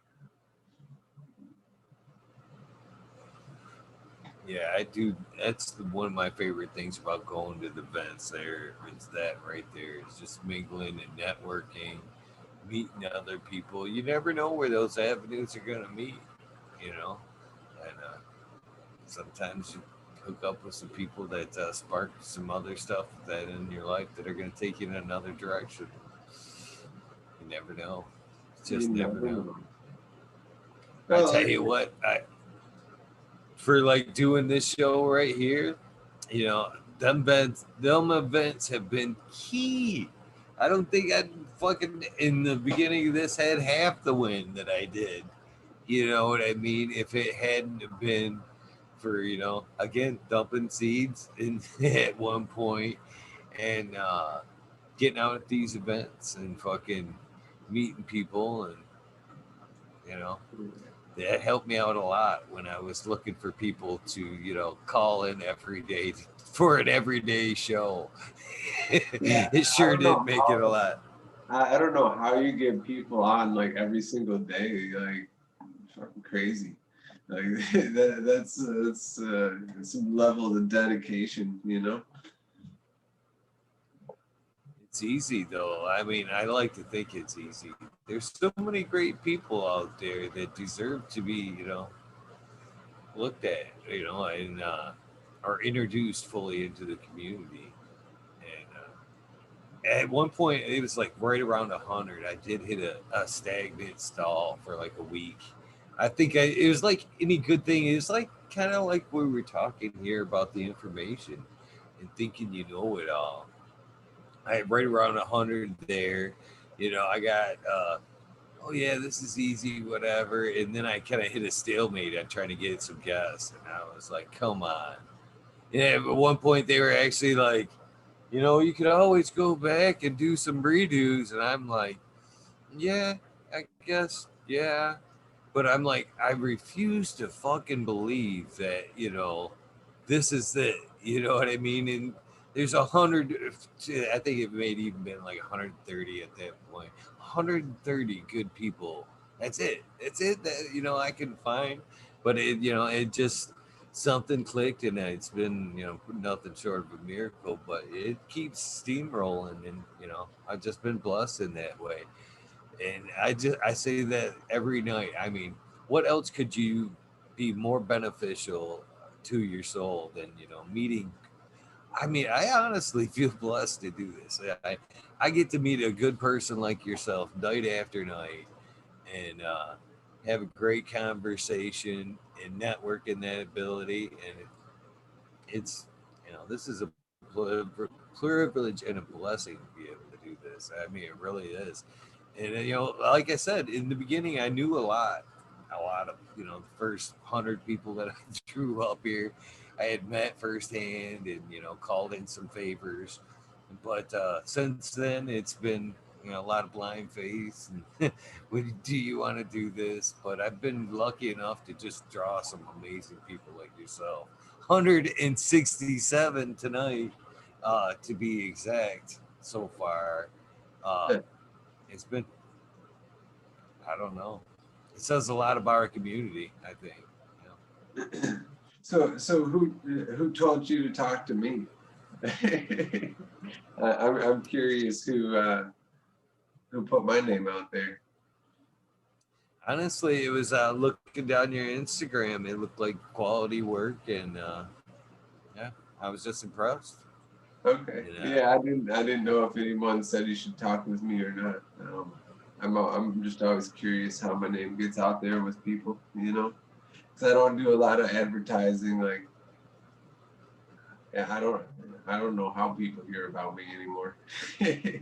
It's been a slow organic growth at this point for a while now.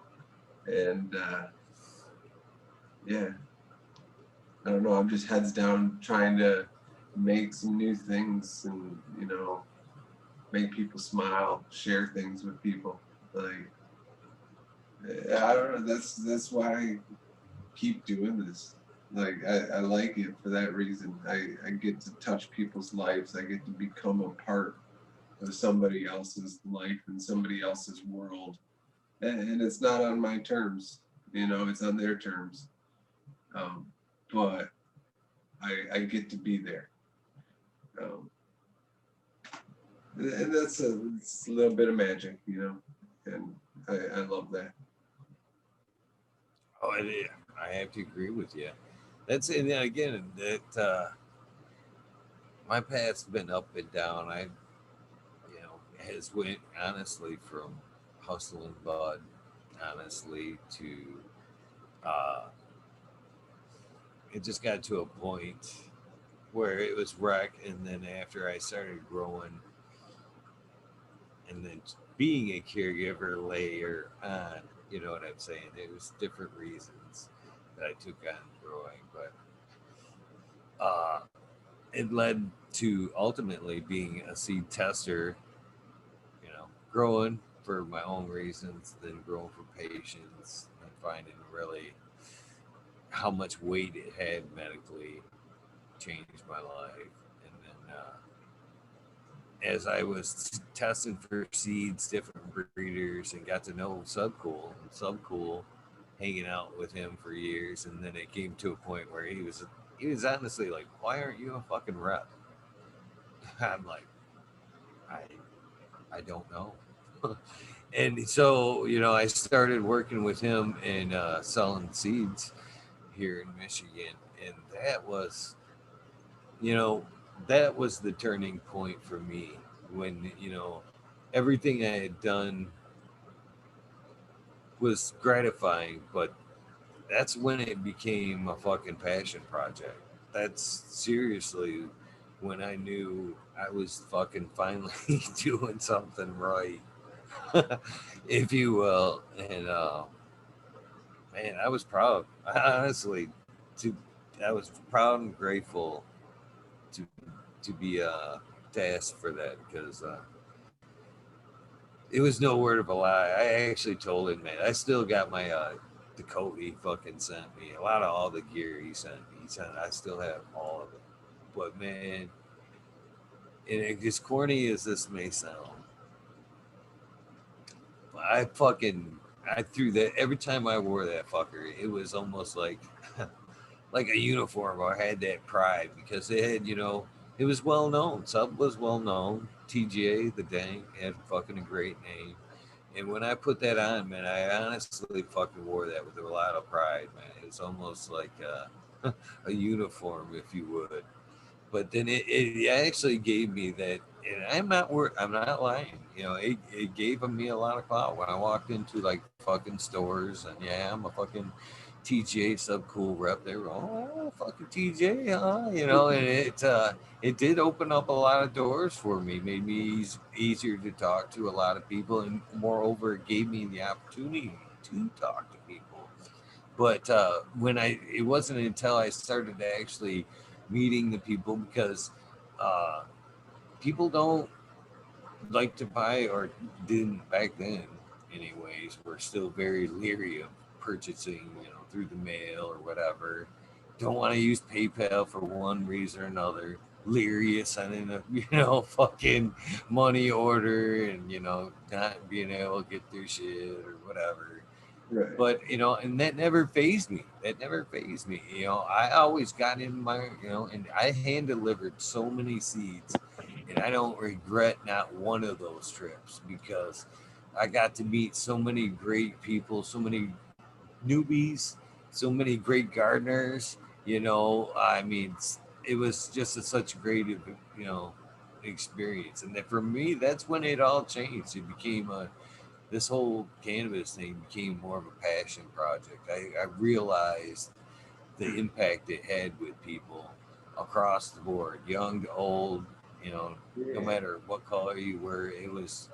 everybody had the value, found its value in the same, and that just it blew me away, and that just led me to where we are here today. I just that's why I'm so passionate about showing people, other people. We're all great, in my opinion, man. As far as it's seriously to this day, as long as you got a plant, or even if you're just using it, you're fucking all right in my book. You know what I mean? You have I have that bond with you, and I don't Right. know. It's been a great ride, you know, and I thank you for that. Some people may wonder why I still, shout some cool, some cool, some cool. He was a great friend, and just nah, can never repay him. Yeah, there's certain people in your life that people will never understand what they mean to you. Um, but that's because they were never part of that relationship. So, I mean, you can't expect them to ever, grasp that. Yeah, getting all emotional up in Right. here. But yeah, fucking amazing plant that's opened so many doors. Um, but I've told people like I feel like I totally just owe my life to this plant. She saved me from some rough places, taught me kind of how to live. Um, there's old Chinese proverbs or Asian proverbs that say like the gardener, and I'm like brutalizing these, like fucking doing horrible justice to the sayings, but basically, the garden makes the man. Um, you go into the garden to work on the garden, but you end up working more on yourself as a human being. And that's like the ultimate thing about gardening is, you're working on yourself.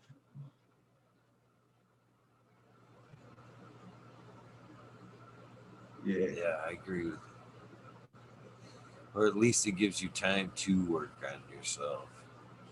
I Yeah. think that we've all realized that just that time in your garden, it seems to, you know, it's one of those things we know it has the power to like pull bad shit, clean bad shit out of the earth. But in that same aspect, I think it does the same for us. Just being in the room as we just even enter in it, it just seems to like suck. If you've had that shit ass day, man, it just seems to like, give it to me. Don't worry about it. I've got this. I'm gonna filter it out and just give it back to you as fucking some good ass shit. You know what I mean? It, it's definitely a happy place. That's for sure. Yeah. I think that in itself is a medicinal aspect of the plant that gets overlooked uh, as well.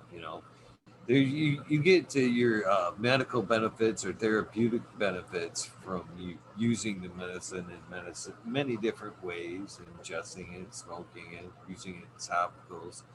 But more or less, just being in that garden and doing that is very therapeutic in itself, man. Just a load off, just losing yourself into them plants is whew, almost almost worth paying for all in itself.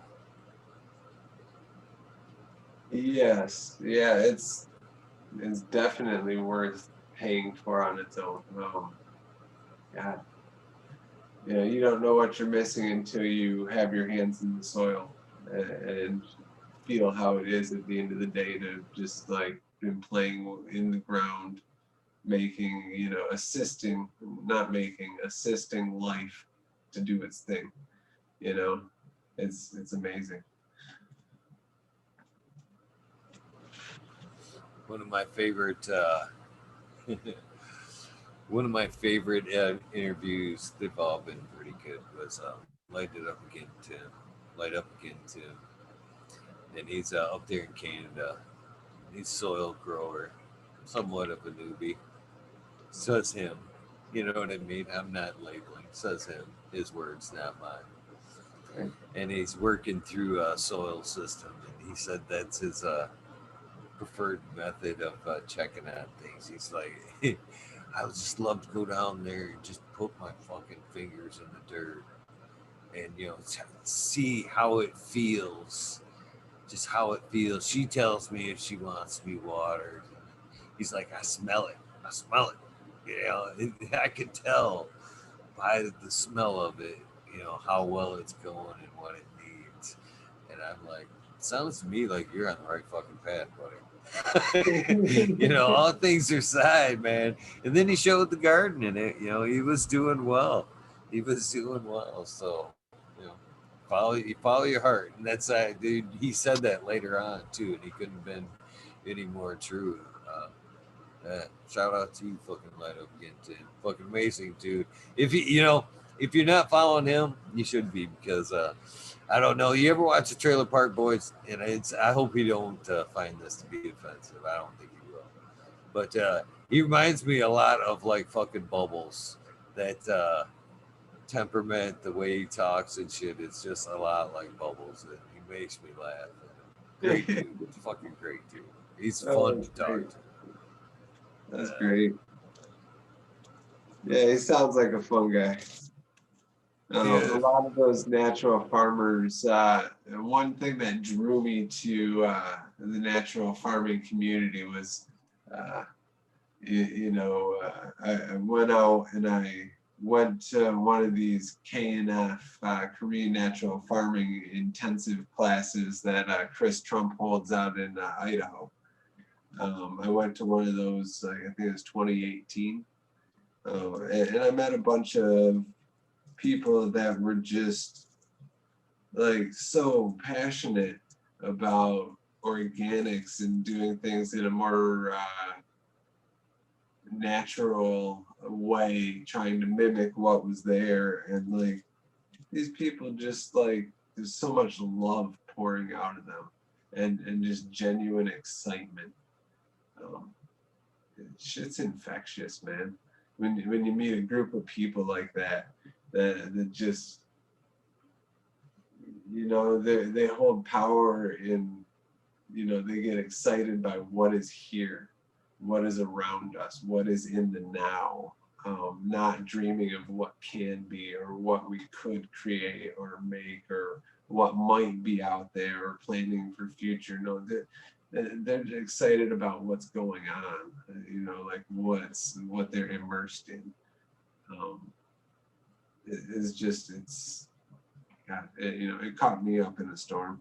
Like I jumped wholeheartedly into that movement, and like some of those people are like really good friends of mine that I talk to almost daily now. But I never would have known that. And it's like that. God, organic people, they're insane. Some of them are like weirdos, but they're so passionate. It's great. I think you've just kind of hit it right there. I'm afraid that I will, and not even in a bad way. I'm not even saying this in a bad way. More as a loving, admiring way. You know what I'm saying? I'm afraid I'm going to become that weirdo.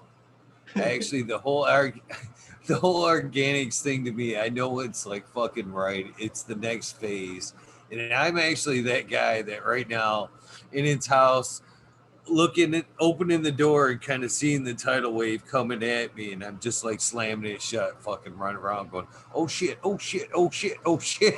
You know what I mean? I know it's coming, it's gonna fucking splash in. Not much I can do about it. But at this point, I'm just kind of fucking. I'm honestly worried that I'm gonna be that weirdo nut because I can see myself already. I'm not even there yet. I'm doing some research. I've talked to fucking Smiley, fucking read a bunch of shit. But, you know, the whole compost thing. And then I was like, I had Brandon Russ on the other day. So I kind of jumped down. the bokashi um, rabbit hole there, and seeing, oh, now I can fucking actually break down and you implement shit that, I wouldn't have been able to compost or whatever. And, another method. And now I actually can see myself running around with like worm bends and bokashi bends, and then running around my yard like a fucking crazy man, fucking digging holes, burying these half-used bokashi buckets that are, the broken down waste from the bokashi buckets. Just have random holes. Like I could just see my neighbors like, what in the hell is he constantly digging holes for? His yard's, all fucked up from him just digging random holes. And, no, no, I'm burying fucking waste, my fucking bokashi waste. It's gonna be good. You'll see. You'll see. you know. Right, right. uh, I don't know. I'm afraid that that'll be me in like another year, and then I'll be smacking. I'm serious when I say this. I'm absolutely 100% serious. Like everybody that lives in the house, like just, oh no, you know what man that goes into, and just I can just see just diving in wholeheartedly with it. I guess at this point I'm still afraid of it, even though I know it's the right fucking thing to do. It's just it is. It's the right fucking thing to do because is what I'm doing now is actually the perlite got me for the wild, man. Just pro mix and dumping perlite out in the yard. I got tired of fucking seeing perlite out in the goddamn yard. So then I switched Oh, over to the cocoa, and now I'm using like a chunky cocoa, which I really like, and I'm reusing it somewhat. So it gets way broken down into a point where I just don't like it anymore. And I'm chucking it because I like the aeration of it, but I don't have perlite all over my yard. But again, I just realized that's idiotic too.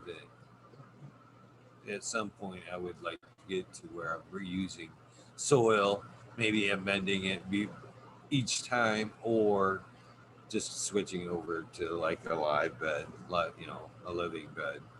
But I don't know. It's coming. I'm still. Smiley's got me some earth boxes coming. We're gonna do a side by side. He's nice. he's trying to he's trying to push me over that. The earth boxes are a good way to get into it, I feel. Pretty simple, pretty hard to mess up. Um, nice, easy move in. Um, yeah, that'll be fun.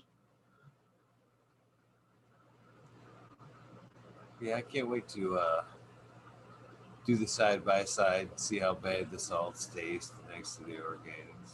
Yeah, most of what I've been doing lately is, like re-amended super soils, where I just re-amend the same soil, cycle after cycle. But now I'm pushing towards the no-till bed. Um, it just, as far as function, as far as like cleaning and resetting rooms, um, the house style does not lend itself for a bed. Um, it's just hard thing to do if you ever want to clean thoroughly in a room. You got to clean Yeah, around the yeah, bed. You can't move it out of a house. You're like moving a 30-gallon, or I was trying to move some 45-gallon pots the other day, and they had some weight to them, like that, because the soil wasn't dry. There was still life going on in them. Um, that fucking about broke my back moving those things. Um, so yeah, it gets to be a real challenge when you have to go up and down stairs and shit like that. But definitely moving towards the no-till beds because that's what makes sense.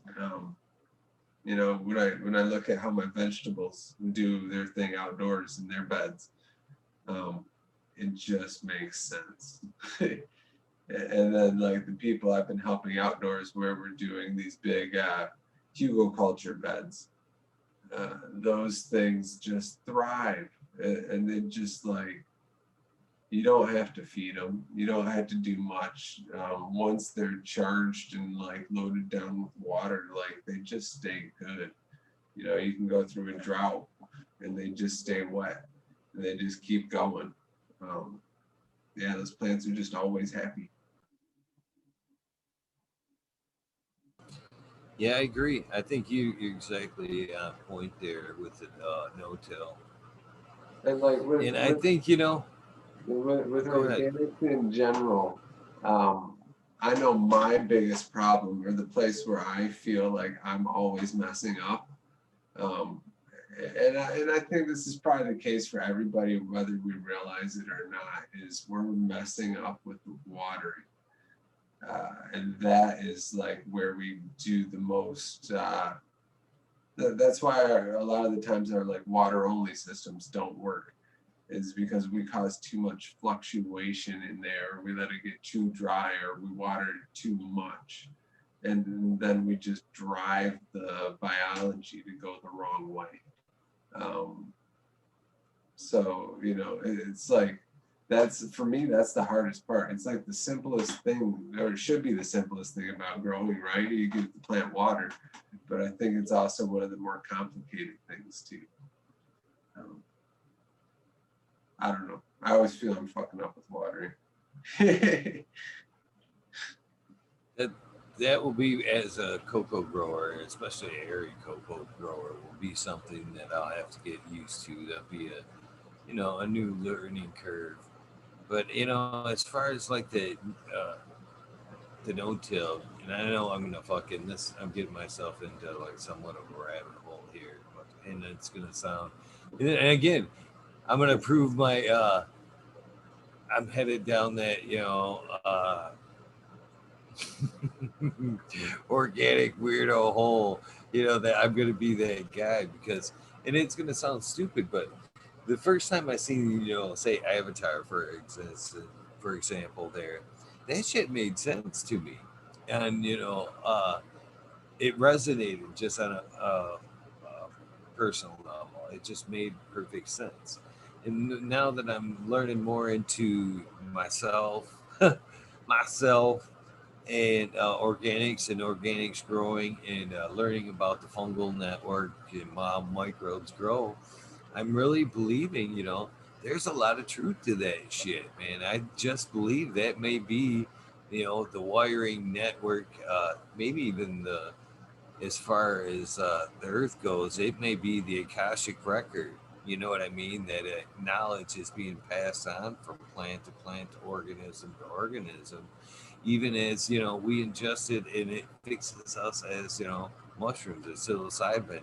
Repairing our brain like that. Same fungus, same microbes that we're pulling out of the ground. That you know what I mean. I think there's some magic there that we're underestimating. How they so the no-till beds on how the plants can interact with each other.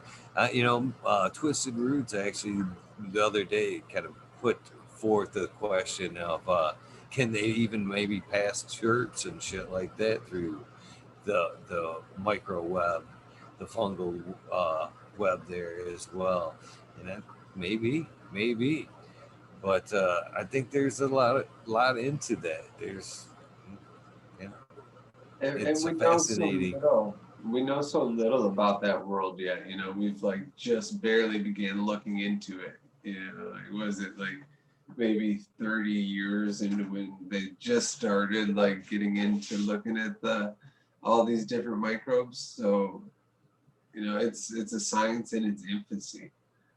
Um, we're just scratching the surface. And I don't think we'll ever really fully comprehend it, but it's amazing. It's a whole new world. I would say even like kind of jumping off that again and telling you what kind of how another example, brother, how I could be that guy. I was checking out the process of earthing today. You ever hear anything about that, or you know what it is? That's like standing barefoot or walking barefoot around, right? Yeah, and it actually goes as far as you can like earth.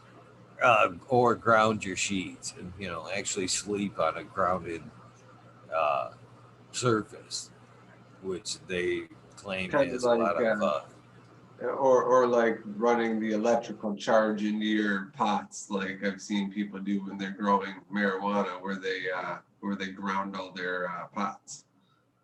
well, you're the first person that I've kind of, other than one other person that I've talked to. I'd love to hear what you got to say about it. But basically, yeah, it's kind of, I want to let me go with this, and then I want to hear about that. Um, but yeah, it's kind of like that. I think these sheets were actually, you could plug them into. You could either run something out and ground it out into the earth, or you could actually plug it in, which I don't know. They could utilize the ground of your house into that grounding. But either way, there was a lot of people, a lot of credible people that had good things to say about it, and it kind of made sense. As I, study into the plants, this is again, how the evolution of cannabis and how it unlocks doors and shit. As I'm looking into microbes and plants and shit like that, I always kind of believe that frequency has a lot to do with just life in itself, maybe even creation. Just, uh, I, I don't want. I hear. I notice that you do come from, uh, a, religious, heavy religious background, so I don't want to insult by not going too far down that rabbit hole. You can't But insult me. You can't insult me in those regards at all. Like you're good.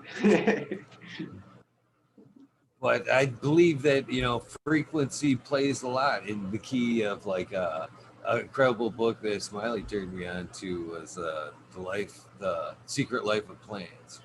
How they talks about frequency and how we can communicate and they communicate with each other through frequency.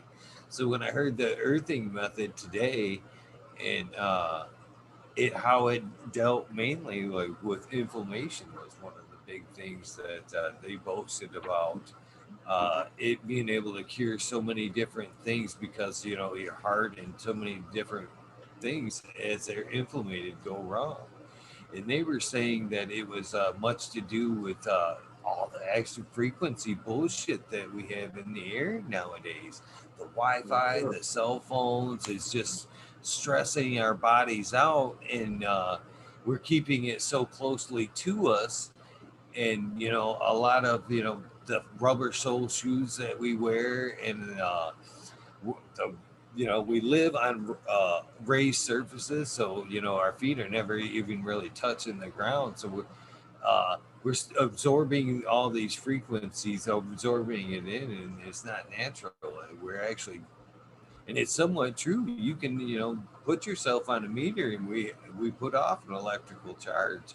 And he said that a lot of them were saying that a human can actually go up to like 24 volts, just walking around and absorbing all these frequencies, and it was horrible for us.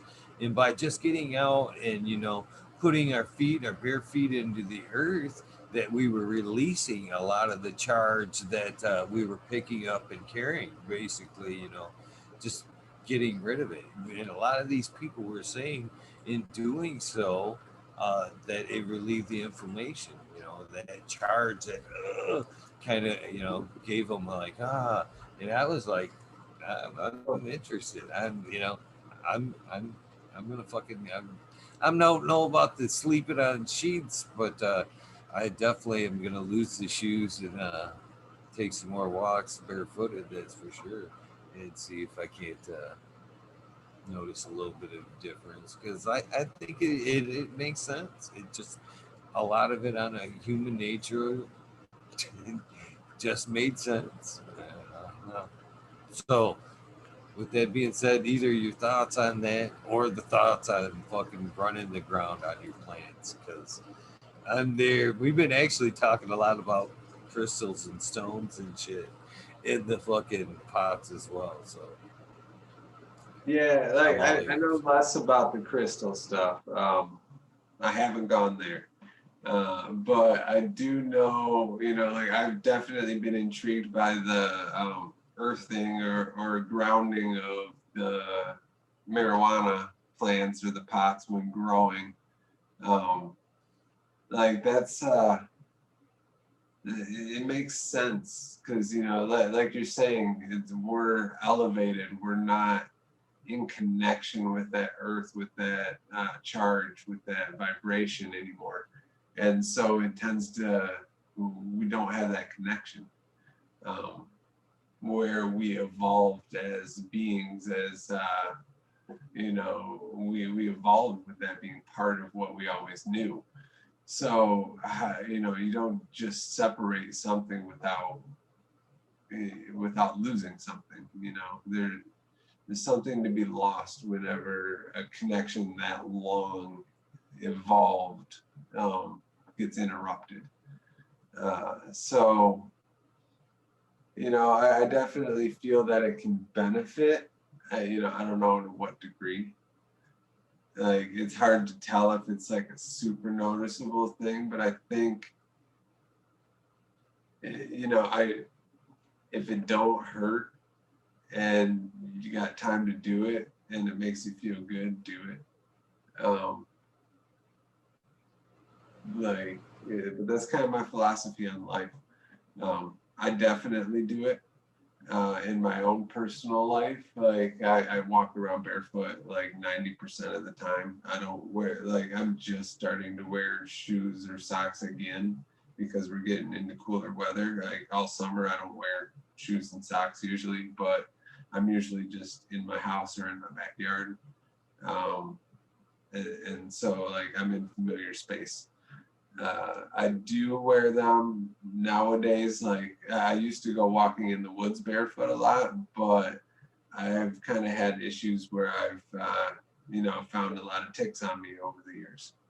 So I've gone a little bit to walking a little more protected, um, just because, like, that shit scares me ridiculously.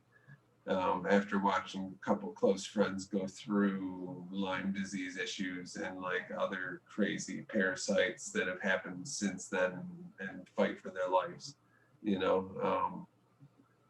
So I've strayed away from doing it when I'm out, but when I'm like around places I know, I definitely like kick those damn shoes off. I don't want them on.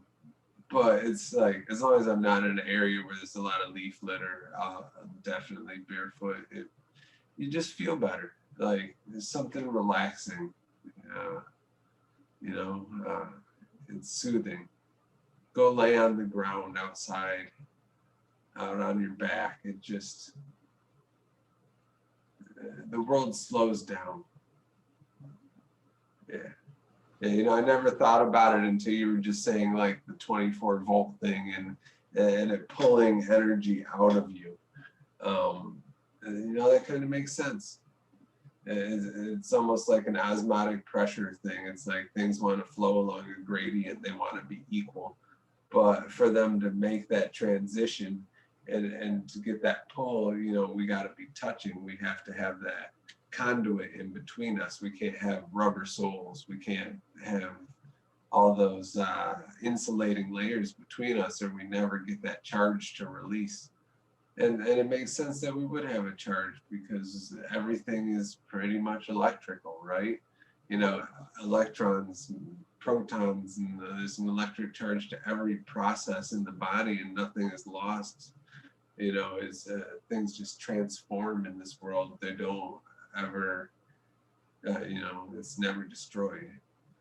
So, yeah, interesting. Another aspect of it too, they were kind of more of on like a spiritual, less physical, but more of a spiritual aspect of it, and how we treat each other and acted. They said basically as we take that charge, that frequency constantly,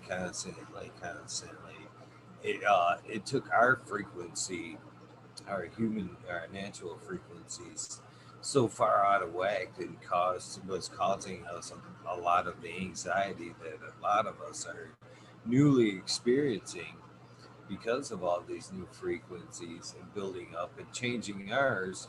But they basically what they said was going on with the opportunity. They were saying just like 15 minutes a day, barefoot in, uh, was letting that charge because as you build up the and hold that both forms of the frequency that comes in, but again the electrical charge, you're raising your frequency to an uncomfortable level, and that was kind of that hum, the vibration of the frequency, is they were saying what kind of caused the inflammation.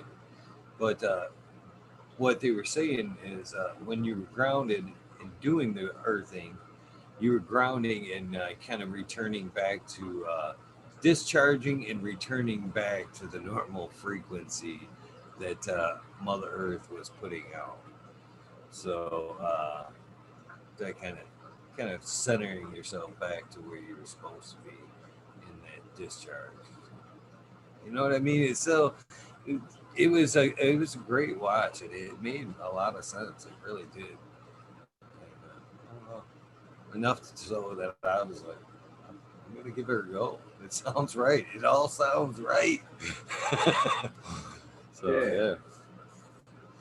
So you see how now with a couple of good examples, how that I could be just terrified to jump open that organic store because I know I just in my heart I know it's the fucking right thing to do, and I'm afraid that I'm gonna be the guy compost with 10 compost piles in my yard, buried fucking holes, just random holes in my yard filled with Bokashi bullshit, and I'll be moving earthworm bins around, and I guess it's a whole new phase of life that I just kind of putting off that I just know is edible. It's evolution. It's coming. It's coming. Whatever you do, do not get a microscope then. Don't go down that hole if you're thinking you'll get crazy with just organics as it is, because once you start looking through a microscope, it's like, and there's another curtain, and that's a fucking crazy curtain. I started opening that curtain and taking a look through the microscope and started getting familiar, and I'm kind of like starting to close that curtain. Like I'm like, wait a minute, let's back up here. It's a nice tool to have, but like it's a little much for me. I think I'm okay with just knowing, like, okay, this is a bad guy, this is a good guy. I want more good than bad. And like, I'm kind of good there right now. And that's just because I feel like there's more I still want to know about the process on the larger side yet. And the microscope just opens it up like so many more fold. It's like we were talking, you get to the edge of the cliff and it's just like, whoa. Yeah, this is like double whoa. I've never had anything like affect my life so much as opening up into the world of microbes. Like, I don't even eat the same. Yeah, it's transformed everything. It is. It's too. It is too. It's such a rabbit hole, and that's the one thing. As I'm starting to open the door and look down all these avenues, there's so many roads to run down. I mean, once you get into Organics Town, whew, there is blocks and boulevards and streets and avenues. There's no the side branches and all. It's limitless. It really is. You can just go off in different directions in the organics world. I think that's just a whole nother realm. Just like most of your synthetic world of cannabis or any sort of farming, everybody has a different way of doing it. Most of them work, and they're all going to tell you their way's the best. So You know, there's a million ways out there. Most of them work. Is any one of them the best? No, they're probably all pretty good. The best one is the one that works for you and your situation, right? Um, and that's kind of, you know, how I feel about growing. It's like, yeah, there's a million different ways to do this, but it's what works for you as an individual. My way might not be perfect, you know, but if you can take a look at 10 different styles, take a little bit from each one, if it works for you. That's the way to really kind of get good at gardening. Yeah. I don't know why I went there, but that was fun. Yeah. So on your in your organic garden, are you utilizing any kind of teas or like K and F? Sounds like you probably are. Uh, Yeah. Yeah. So I regularly like to do compost or worm casting. Uh, Not as much of a tea as more extraction. Like I'll do maybe like a short tea, 12 hours or less. But normally I just like to get an extraction of what's there and apply it. I don't really want to change it a whole lot. Um, I don't know, like some of what I've learned about doing the teas, as you start to feed stuff, you're really controlling what kind of microbial life blooms up, like, right? So you use like a molasses as a sugar, you're going to boost more of your bacterial growth in the tea. You use something more like a fish amino acid, you're going to boost more fungal growth in the tea. And it's going to be different brew times. But you have to know where your biology is growing at such a pace that, all right, now all the oxygen's being eaten out of my tea, and we're pushing into some anaerobic conditions, and now we have bad guys coming into the tea brew that could potentially push an anaerobic condition into my soil. So teas can be tricky. And you know, that point where you're pushing into anaerobic can happen at any time frame. You know, that's just set up by the conditions that go into it. But generally, the shorter you go, the less chances you have of that happening. And so generally, like I'll do kind of a tea. I might use a light bit of nutrients. I don't use sugars. But I'll use like a worm casting or a compost, or occasionally I do K&F stuff too. I do a lot of the foliars, but I also will brew something called a liquid IMO that Chris Trump teaches. It's basically just like using like an IMO indigenous microorganism preparation, like 2 through 4 or something. There's 5 different preparations of it. And so to use one of these preparations, and it's like a 36-hour tea or 48-hour tea that you make. Is just with the ferments and different things that they make. But it's a really good fungal dominant tea. So yeah, that's like the only long brew I do really is his liquid IMO. But mainly extractions, mainly top dressings, and foliars with the K&F ferments.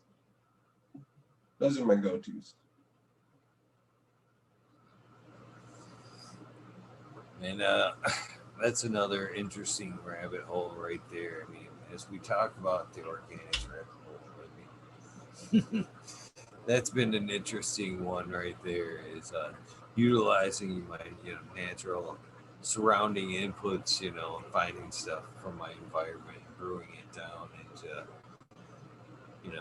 my nutrients like that is fascinating on itself. I'm telling you, it's not that I don't. It's not that I don't want to do the organics. I'm scared of it, man. I'm afraid that it'll be like, oh, books everywhere. You know what I mean? It's just gonna be walking from one room from putting a book down to flipping on a show. I can see it Yeah, being deep. I can see it being deep. it can get there. It can get there. Yeah, it's fun though, you know, and even that kind of stuff. Even if you're in Coco, you can start utilizing the foliar feeds. Um, you know, even the root drenches, but you're not going to get as good of a benefit. But the foliar feeds, you're going to get the same exact benefits. You know, there's no difference in that. Because you're feeding some microbes in through your root zone anyways. And a lot of what you're doing is you're creating stuff that's going to cause exudates and exchange with microbes. And so you're just providing really microbe food and other boosters for the plants, you know, enzymes, hormones, things of those natures, and microbes, you know, because we're collecting those at the same time we're collecting everything else. Uh, yeah, the list just goes on. Yeah, it's yeah, yeah. I can't help but wonder as you know, when we're talking there is the bacteria and sugars. You know, you said you don't like to feed sugars, but if you're feeding it in like a bacterial like system, you're creating sugars at some point, correct? And aren't you know it? What's your kind of belief on like bricks and you know the as far as plant health? So it wouldn't it be I don't know beneficial to kind of stick to more of a bacterial type system to build up the plant's bricks and keep up the microbial count high and healthy versus a fungal system? I don't know. I'm just again I'm learning. I'm just So what I kind of understand about that is when we're the reason we don't focus as much on bacterial growth is because bacterial growth is pretty easy to achieve. Fungal growth is pretty hard to achieve and takes a lot longer to build up. So if I understand like things right, and you know, I mean, what do I know about these things? Um, you know, it's we feed the fungal more because that's just it needs a helping hand, especially on an indoor system, whereas the bacterial is like is primed. Bacterial is kind of like a fire starter, you know. You look at it wrong and it's gonna start producing. Whereas the fungal just, you know, it needs a little push in our indoor systems, especially. so I've kind of heard this as well as late too. And again, I don't know shit. I am most definitely still learning here as far as the organics go. Uh, so, which, in your opinion, is there a difference as far as one from flour and being better from flour to veg from flour to is it?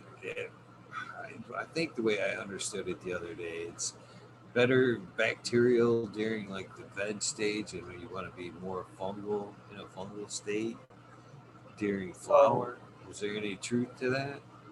so yes, there would be some truth to that, but there's really no. Um, I always focus on fungal, even in veg.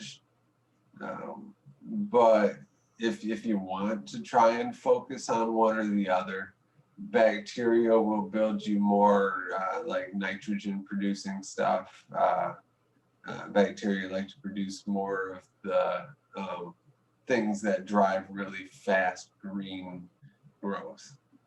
Um, whereas your y- yeah, that's pretty much, I think, I don't understand this one completely, but that would be where I would go with it. And I know it does produce more of the nitrogen stuff. Yeah. So they, yeah, it's where that's where right there where it gets all confusing. You know what I mean? As far as what tea and what would be most beneficial at what time. Should you mix them back and forth? I, so it's a huge rabbit hole, very deep, very deep. Yeah, and that's why I kind of like the idea of getting a living bed going too, is because you just get it going, and then you're just keeping it going. You're not worrying about shifting it from veg to flower. No, you're just worrying about keeping it going. Um, and the plant drives what it needs through the exudates it's asking for, it comes down and says, oh, I need this, I need that, through the different things it's secreting at the root tips. And so it's getting what it needs when it needs it, as opposed to us saying, oh, we should be driving it more bacterial at this point or more fungal at this point so it gets this or that. That's still pushing that like mindset we've been taught so long, is that we need to control what the plant wants. Whereas I think we just need to make sure it's there. Yes. But that's hard. That's so hard to do. Like letting go, like not being in control. Like, no. Like there's the inherent need to control. That's again, I'm getting right back to that need again. Is I'm thinking is if I'm drawing me an organics roadmap on where I want to be and how I'm going to use it. So if again, tell me if I'm thinking correctly here. If I'm like using like a soil type medium and like a more of a like temporary system, not so much like long term, would I want to be, it seems like it would only make sense because it's short term to concentrate a little bit more on the bacterial side because I'm not building a long term colony, or you know what I mean? It's that long term and forever going. Versus, if I were going to build a bed or, a reusable soil where I was just constantly amending, I may want to focus and concentrate on the fungal aspect of it for long term longevity. No? Um, ye- I want to say that if we just, even if we just focus on growing, you know, it, I would say at both, like the approach I've always learned to go with is that diversity is what we strive for. Um, and so it's almost like the shotgun approach. Like we're going to throw it all out there and we're going to see what works in our environment, because 90% of this shit's just going to die off anyway. Because it doesn't come from the environment we're growing it in. So until we get it growing in that environment, we have no clue if even any of the stuff's going to grow. And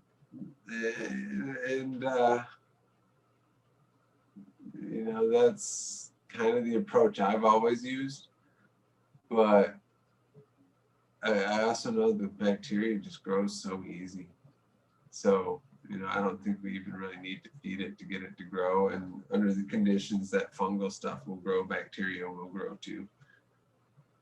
So maybe it just grows. Like it's like, hey, I'm here. It's that one friend you just can't get rid of.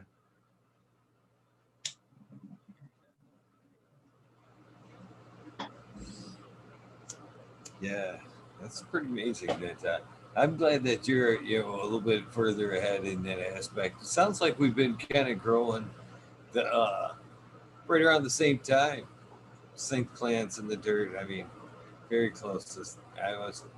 I took it up right around 99, 2000, right around that time. March Madness, where I got tired of fucking just paying for it. And to be honest with you, the quality wasn't there. I knew the guy that was fucking had it going, and he kind of made the mistake of watching. He let me show me, which enticed me. I was like, I can fucking do this. At one point it just got to be like, I can fucking do this. So I Yeah. just kind of made that switch. But I'm glad to see that you made the transition to the right thing a little bit earlier on than I did.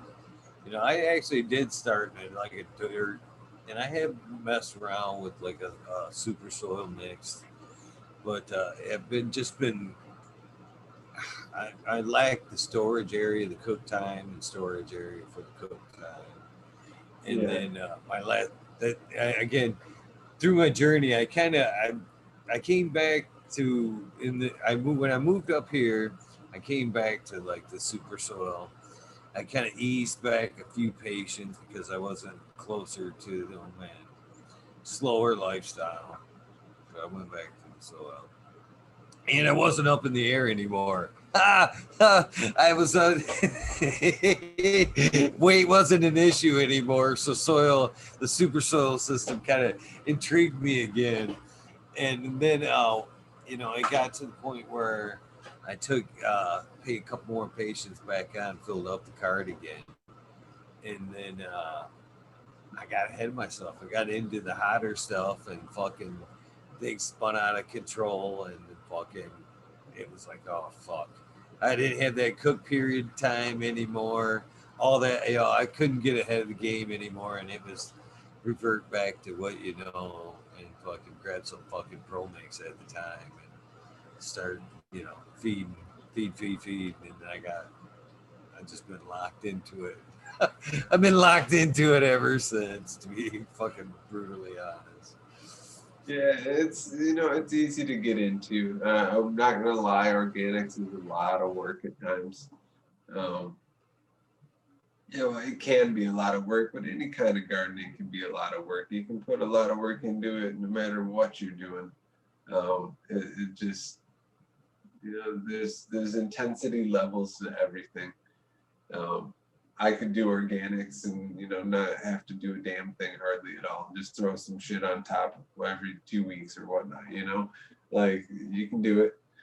Um, but I like to be more involved, and that's just what I like to do. So no matter what I do, I'm gonna be in there doing shit.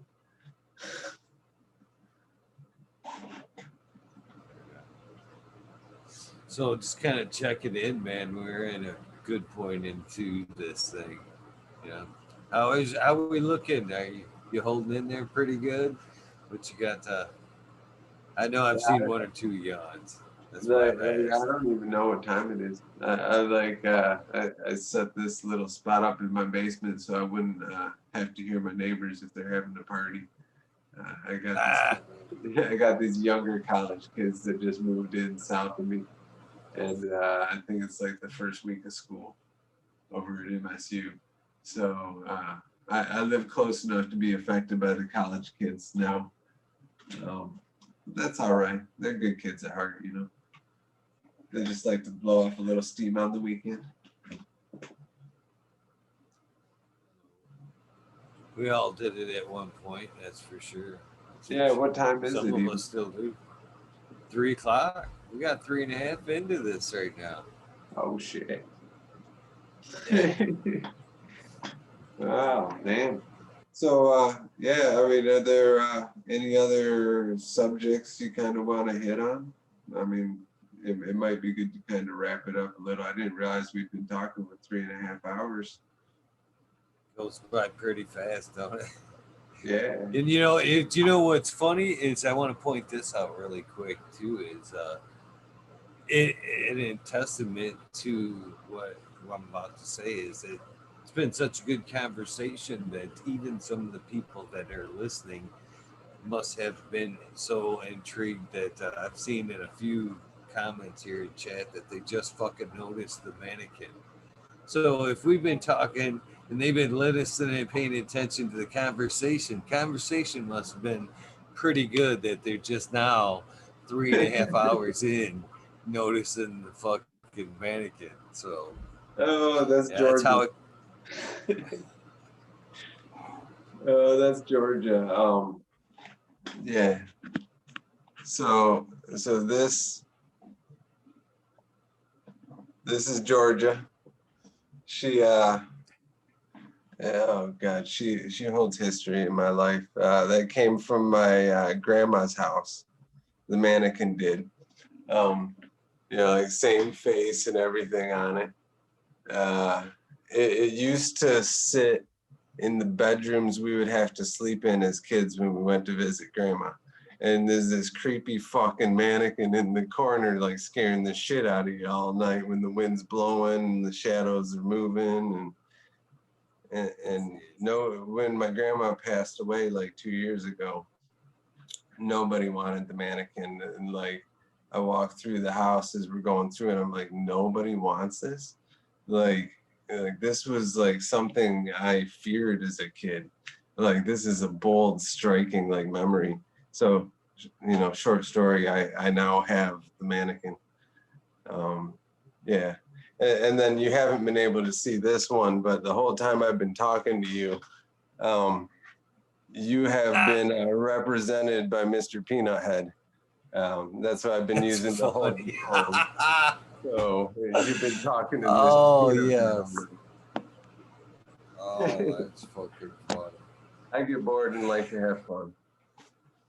It's funny. So, how is the conversation with Mr. Peanut Head? Well, I tell you what, some good psychedelics, and that could make for an interesting story all in itself. Oh, yeah. I grew up That's with, I've been heavily involved with art stuff like since high school. Um, it's always been a big part of my life. So I kind of like weird, quirky things, and yeah. uh, I'm right there with you too. I like a lot of quirky shit, songs, movies, art. I like a lot of quirky shit. So. Yeah. That's fucking funny, Chaz. So yeah, well, I would rather. This is the way I see it on these instances, and one of the reasons why I check in is I'd rather fucking leave with you on a good note than it being like a brutal memory. You know what I mean? I'd rather leave you, refreshed and like, yeah, that was fun than, whew, I don't know if I want to do that shit again. It was fucking, you know what I'm saying? No, So this is a good time. I've enjoyed it thoroughly. So cool, cool. thank you. Well, I want to throw out a couple of things with you. Hopefully, you've caught on both in watching a couple past episodes. I don't know what your schedule like is normally. That you keep, but sometimes the guests don't show. Sometimes they go super early, as I implied with you in the beginning there. Sometimes you do get one that like pops off 20 minutes. I've had them. I've had them. I've been geared up, sitting down. I'm like, oh yeah, fucking full tray, ready for a full night. And it's been like 20 minutes, and you're like, uh, what am I gonna do for 5 hours? You know what I mean? So, and that happens. And that's, the rabbit hole or the panel sections. So the Zoom numbers are always the same. If you're up and watching and would like to participate on, whatever's being talked about, or just hang out and smoke and just be a part of the conversation, you're welcome. You have to do the show for that to be applied. So the Zoom numbers are always the same. If you ever want to fucking tune in and we're on and you feel like participating, fucking feel free, man. The numbers are always the same. I'd love to fucking talk with you again. And that that includes you see Smiley on. We're talking organics, and you want to fucking jump in and be like, yeah, please do. I So that's a appreciate it. one I wanted to tell you. I don't know if you've caught that aspect of the show, and then the other aspect of the show is the sound bite. Hopefully I can get the sound bite from you. I don't know Oh, if you know. Do you know what the sound bite is? the sound bite. No, I've heard you talk about the sound bite with people, but I've been smoking a little bit tonight, so refresh me on the The sound sound. bite. I released a bunch of them today, and I hope that said tonight that I catch up them as too current because I slacked off for like 50, and now I'm trying to release like 50. But basically, it's the advertisement for your episode. You know what I mean? So there's somebody will, as they look back in the posts or whatnot, and they're like, fucking, they see you and they're like, oh man, he's fucking, he looked like a cool dude. He was episode whatever. I can Right. refer back to that and watch that episode. But it's kind of the old school rock and roll radio station where I'll kind of help. You can use this or not. You can embellish it, make it your own, whatever. But this, you know, I'm kind of cheating for you a little bit here. Something like, hey, this is Happy Little Trico in Georgia, and we're on fucking Talking Shit with Eagle, episode 167. Something like that. You know what I mean? You don't have to include Georgia, but she's there. She's been noticed. You've named her. Oh, But there you go. Something like that. um, yeah, yeah. All right. Let me gain my composure here. Gather my thoughts so I can brutalize my thoughts as I spit them out of my mouth.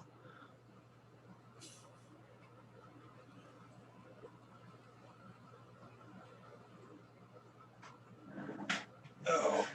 Welcome to Talking Shit with Eagle. This is John from Happy Little Tree Co. This is Georgia.